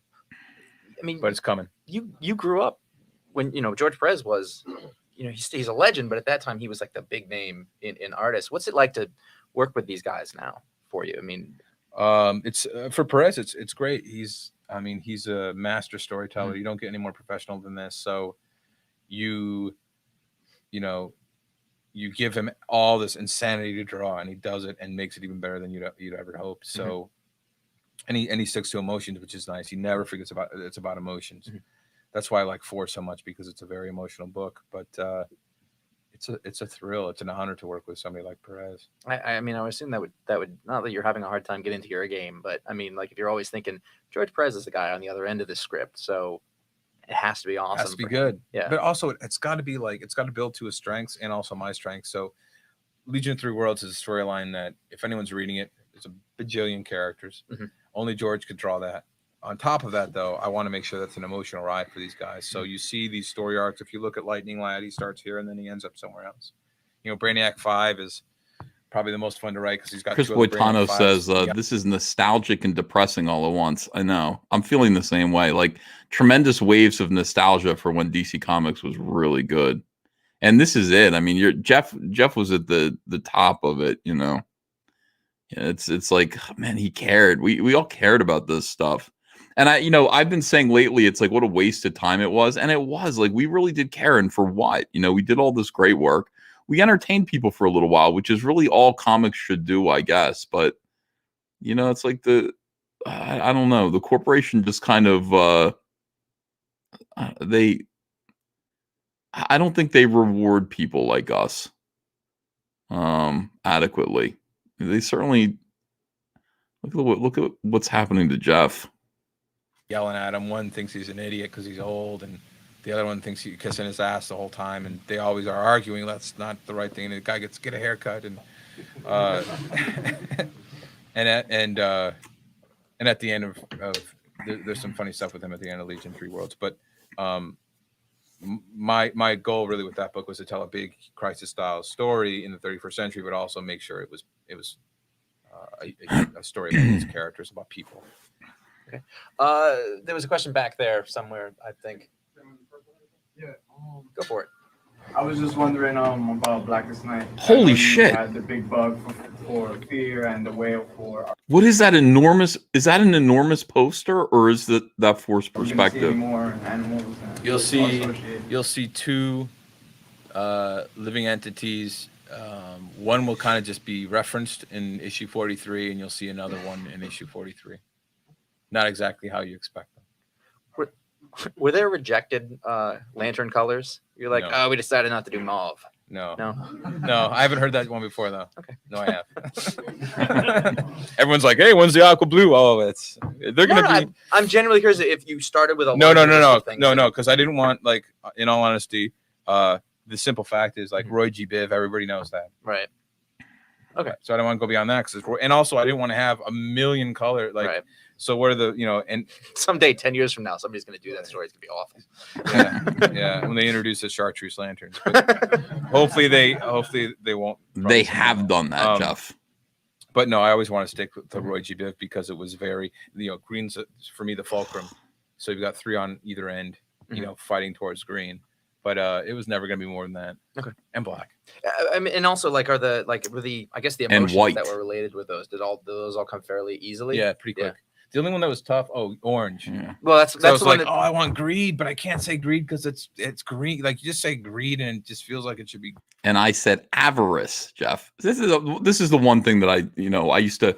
My ex-wife used to have trouble with this because she'd be there when these discussions were happening, and I'm sitting there like, no, honey, listen, telling her about all these ideas, and then we'd have these conversations with Jeff where a lot of ideas would come from me. And then Jeff would just be like, never. I understand why he did it. I understand. But like, yeah, where did these ideas come from? When did you start building towards Blackest Night? When Ethan called me at 4 a.m, it's like that's, but he doesn't, we don't say that, instead in the beginning, it's like, he's a manic genius. And that's what I get. I get called a genius. That's what I get for this. But every idea came from Jeff. Like that's the implication. That's the trade-off. And it was frustrating. It was a little bit frustrating because it's like, yeah, you do kind of want to be credited for your ideas. But at the same time, every single writer is like this. Mark Waid used to talk about how writing a comic book was like a big game of stone soup, where, you have, you say, I'm writing a comic book. And then you get on the phone and you talk to all your friends and you sort of fool them into contributing an ingredient to your soup.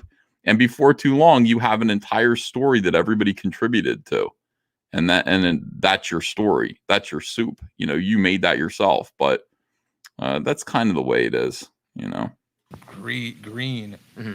And I just was like, well, what else is a word for greed? And avarice. That sounds kind of orange. That was me, Jeff. Yeah. So it's just avarice. If he says it, you'll believe it. Yeah. That's where that came from. And Agent Orange is actually turned out to be one of my favorite characters. He's kind of like the cross between a dirty Muppet and a Looney Tunes character. Like he's really bizarre. One of the first time Hal meets him, he's like, Hal wakes up and he's at this long table in this underground palace, and Hal's kind of tied up with like rope that wouldn't even like really bother him, and he just hears snorting. He's looking over like roasted hackle beast and all this rotten fruit, and he's like, what the hell? And he sees this guy at the other end. He goes, you hungry, Green Lantern? And then a little head goes, I'm always hungry. The way that you tell me these stories, like, are your scripts, like the action descriptions of your script, really dense? It depends on the scene. Okay. Yeah, they can be. I remember I once wrote for Scott Collins on Flash. It was a 1 panel for Keystone City. It was 2-page description. Get a little Alan Moore working in there. Well, no, it's just like saying this is what Keystone City is all about. This is what you should remember. Beautiful. And so the next time I did the script, I said, Savage Scott Shot Collins. Keystone, it's sunny. Because then he'd already so it really depends. Like on the startup for Flash, a lot of description, right? Captain Cold, all these guys, like they look like they've been through hell. They're drinking beer, out of big mugs because they're drunks and all this other stuff. So it depends. Like if I'm just getting started on a book, and with an artist, there's a lot more description than there is later on, because then they know they know the characters of the history or the tone of the book. Ellie Munoz, Stan Lee, and Jack Kirby, perfect analogy. And that is the way it is. Like somebody's going to be the front man. That's how it is. The writer is always going to take the credit. The artist is doing a lot of the. I don't even know how to describe it, but guys, Gary Frank, I talked to. Jeff describes it as mania. All the time. Mm-hmm. We talk a lot about the scenes and reworking the scenes and everything. Thanks to Netflix for sponsoring this episode of iFanboy. With Netflix, you can rent over 100,000 titles online with free shipping both ways to your home. They have over 40 shipping centers, so almost all deliveries happen within just 1 business day. If you have an Xbox 360, they're streaming to that. If you have a PlayStation 3, then you can get Blu-ray titles. So there's all sorts of ways that you can use Netflix. Yeah, I'm the drummer. The Netflix plans start from just $4.99. As a new member, you can get a free, no-risk 2-week trial. Check it out at www.netflix.com/ifanboy, and don't forget to use that www. I don't know how to skip the ad. That code. I'll go here and then back there after. So, well, pretty much, I grew up like when I first. No, not grew up, but I started reading comics. But I mean, when I started, Sketch therapy. jumped on was when you were writing on Wally. And pretty much now I'm more interested. Like I know everyone's interested in Barry, but like like you stated earlier, like I grew up on Wally, so I'm more interested in Wally, obviously. So it's kind of like what I'm more worried about, or not even worried, but interested is what about Wally? Like I mean, I know there's two Flashes now. I know before it was like Jay and Barry or Jay and Wally, but now it's like Wally and Barry, and then sometimes Bart, depending on what he wants to put on. It's kind of like what's the point of having two Flashes? I think like You'll read the book and you'll see. But I'm that's his job. I'm very aware of that, obviously. And the other thing is, I know when you were writing Wally before, it's kind of like Wally wanted to fit into Barry's shoes. Is there going to be kind of like a reverse effect of that? Kind of like, what if that was Young Sketch Therapy? That would be so great to have that on video. Yeah, I have a question, motherfucker. Why you suck the cock of Wally West? Why you suck the cock of Barry Allen, motherfucker? Wally West is my fucking Flash. Barry saying like, "Oh, Wally did it this way." Am I fitting into Wally's shoes now? You kind of hit on a bit of a scene in issue 3, but you have to read it. Sorry, but you're close. You're close. In the back, did you have a question? Yeah, when you roll off of a book, do you keep reading every month, or do you like put it away and then just check it out once in a while? And see Depends what the book is. In all honesty, there's certain books I've left, and I just didn't quite enjoy the direction of the book, so I'd stop instead of make myself angry that I left. But there's other books that I follow that I left. I liked what Paul Miotti and Gray did on Hawkman. I thought that was nice. So it all depends on the book, but I usually don't follow them religiously. Unless I really enjoy the book, but I read just about everything at DC because I get a comp box. So. Do you read other comics? I know that. I read tons of comics. Okay. I mean, I read I buy, sacrilegious, but I buy Marvel comics and because I don't get them, so that's why we all buy them. Yeah, so I read a lot of DC stuff, but also because I'm working on DC stuff, I know a lot about where this is going. That I like reading Batman stuff because I don't know where the hell it's going. Yeah, and we don't either. Yeah, and I love Grant. Like anything Grant does, I actually buy Grant stuff. I don't like to wait for that stuff. And but like right now, I'm buying. What am I buying? Walking Dead. I like that book. I like Cap. I like some of the Avengers books. I like. What else did I just read? Marvel's so cheap, like they used to give us. We were both on the comps list. Being on the comps list is great. It used to be great because you just get a box of everything that they put out every single month. At first, it's great. Then it just becomes like, oh shit, what am I going to do with all these? But yeah, Marvel ended their comps list in 2003. DC kept it going. DC's comps list was I think it's still continuing. I'm finally off of it because I did a live stream, here on Comic Artist Pro Secrets where I opened up a box and said, why am I still getting these? I don't work for DC. And somebody must have seen it and taken me off the list. So that's fine. But Marvel ended their comps list a long time ago. And I thought that was just kind of not good. I think if you're a professional and you're working for Marvel, or even if you're a professional and you have worked for Marvel and you might in the future, you should be on a comps list and you should see what they're doing all the time. It doesn't cost anything. They should be doing that. But it costs too much right now, doesn't it?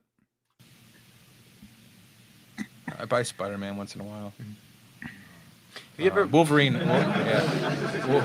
Wolverine I'm buying right now. They don't want you to buy Spider-Man, it seems. Yeah. I actually like McNiven stuff on Wolverine's pretty amazing. Do you read do you ever read other kind of indie graphic novels or stuff like that? Yeah, I read. I mean, whatever I come across, I'll pick up. And I just read I'm reading the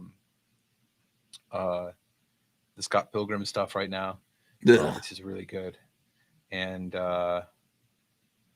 well, it's not really indie, but that was the start right there. The Scott Pilgrim stuff. That was the beginning. That's the beginning of Cal Arts and then the inspiration of it to SJWs, because every SJW read that. I don't know what it is with SJWs. They're so low effort. Like, you look at George Perez's artwork as an SJW and you're like, I could never fucking do that. I have no talent. But you look at Scott Pilgrim and you're like, what, bitch about my gay relationships and draw like a monkey? I could do that. Anybody could draw like the Scott Pilgrim Cal art style. You know, it's easy to adopt. I'm not saying everybody could do it as well as Scott Pilgrim, but anybody could look at that and go, yeah, I could do this. I could work in comics. You just need me to mope about how, I stained my mattress with my period blood and my boyfriend yelled at me and draw like this. Yeah, I could do that. That's the beginning right here. 2009, this is the beginning of all that. Wasn't there yet. Awesome. Yeah, it's beautiful. Yeah, beautiful book. What else do I like? I don't know. There's a lot of books out there.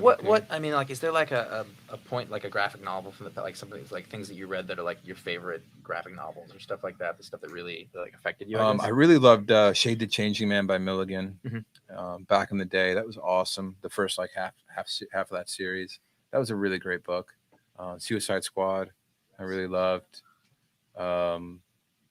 Flash, Justice League International. Mm-hmm. That's cool.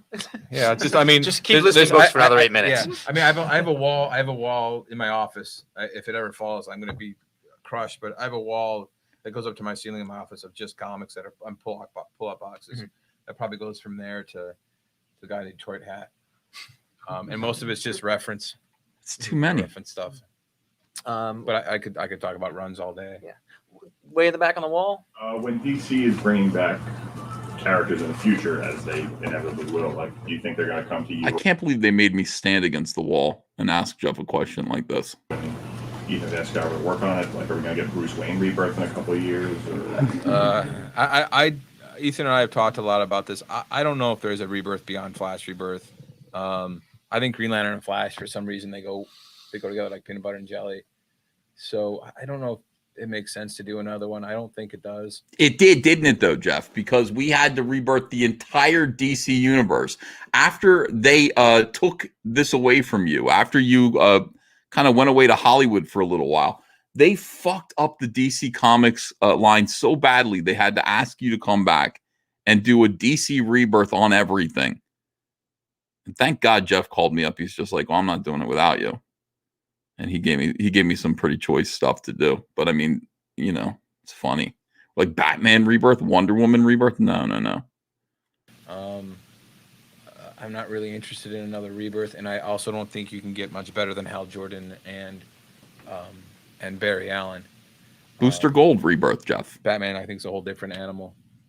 But who knows? Who knows? Aquaman's cool. Another question for the website. Edward said, in the One World Under God Justice Society arc, you played a little with the format of the traditional like monthly comics. There were some specials in there. Same thing is happening sort of in the Superman titles.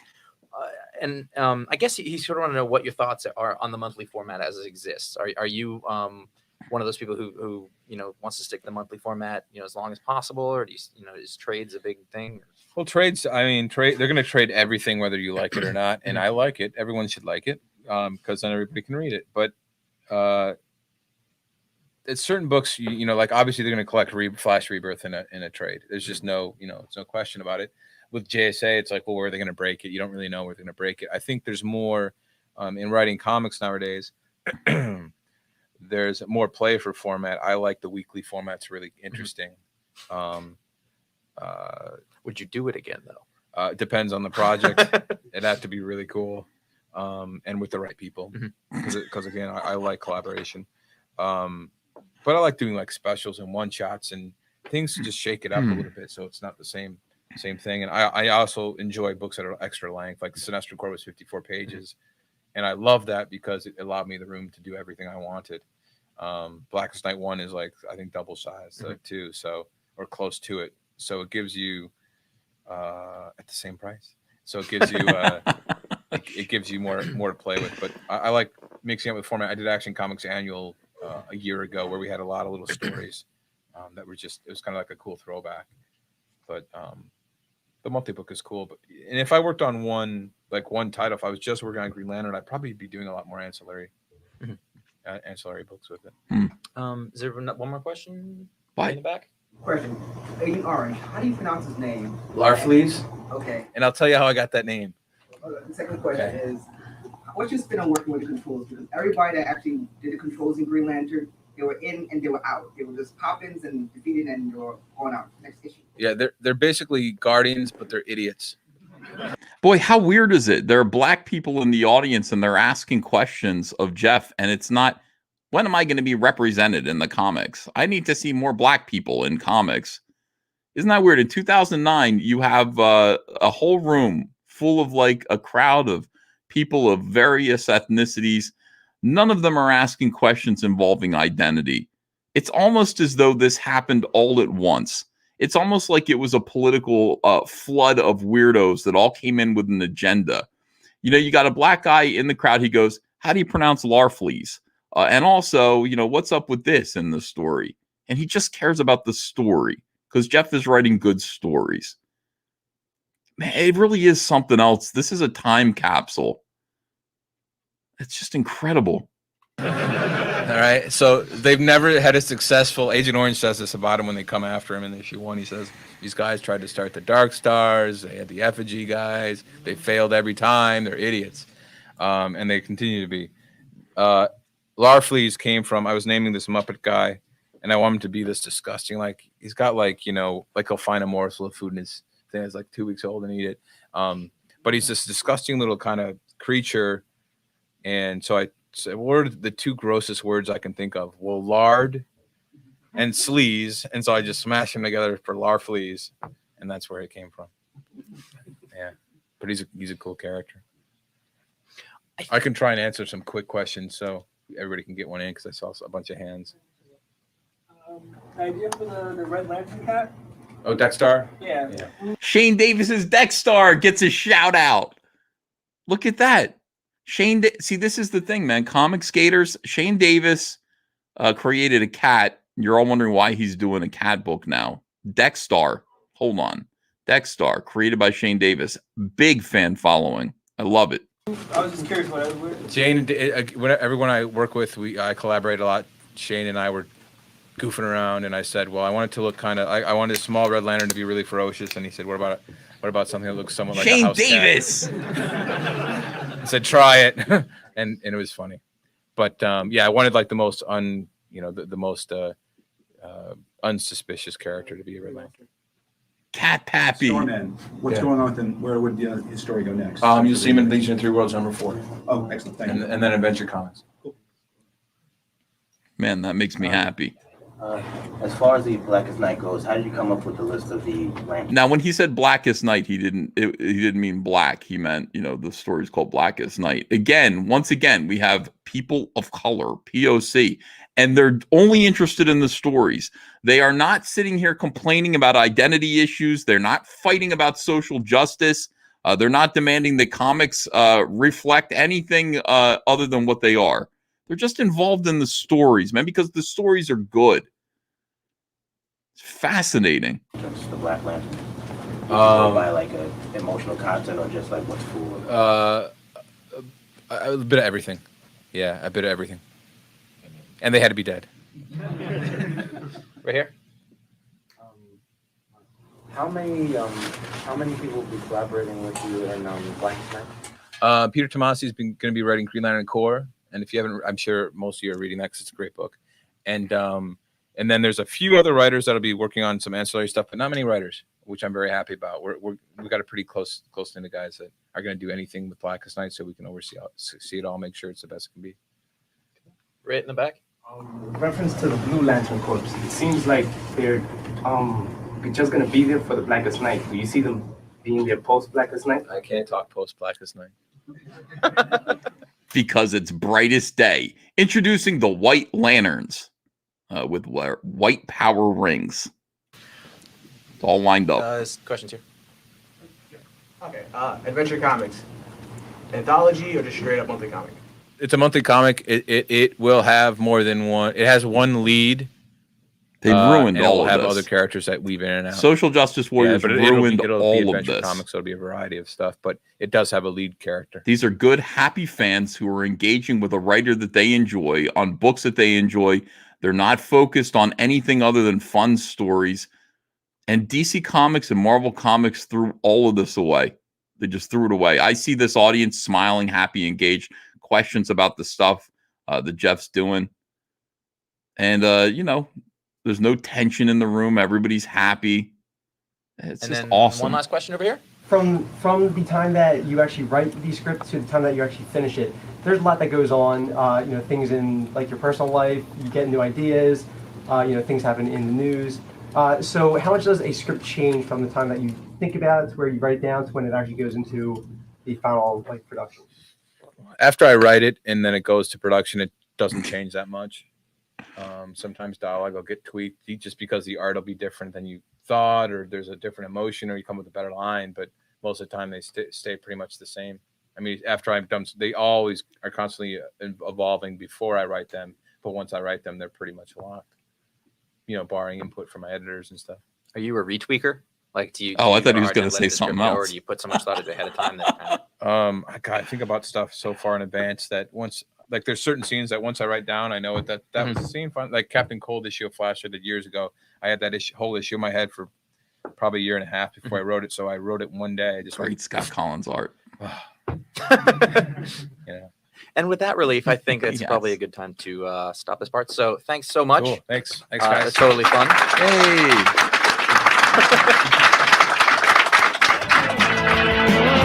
Well, that was fun for me. I thoroughly enjoyed that. I was going to watch that interview anyway. I saw that it came up on my recommended videos, and I just thought, I'm going to watch this. And then I thought, I'm going to watch it with everyone. And I'm glad that I did, because it reminded me of what we should be striving for in comics. What I want to do, and what I'm sure many of you also want to do, is create stories that engage readers and make them want more. I have questions. I want to know more about this story. Awesome. Just awesome. It's so sad to me. I mean, that was only 12 years ago. So sad to me that is gone now. It really is just, it's a shame. It's a real shame. Can we bring it back? Can we win that again? Can we make that happen?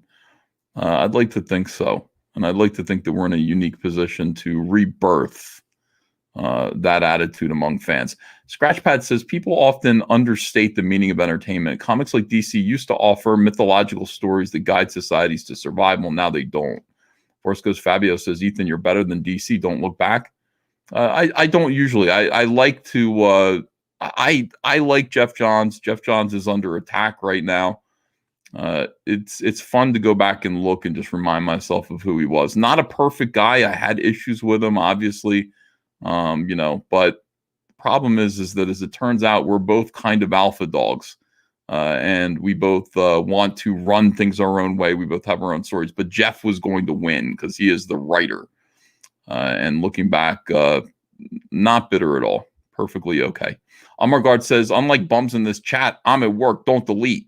Johnny D says, because there is no such thing as alt-right. That was a 2016 campaign fodder and fake news.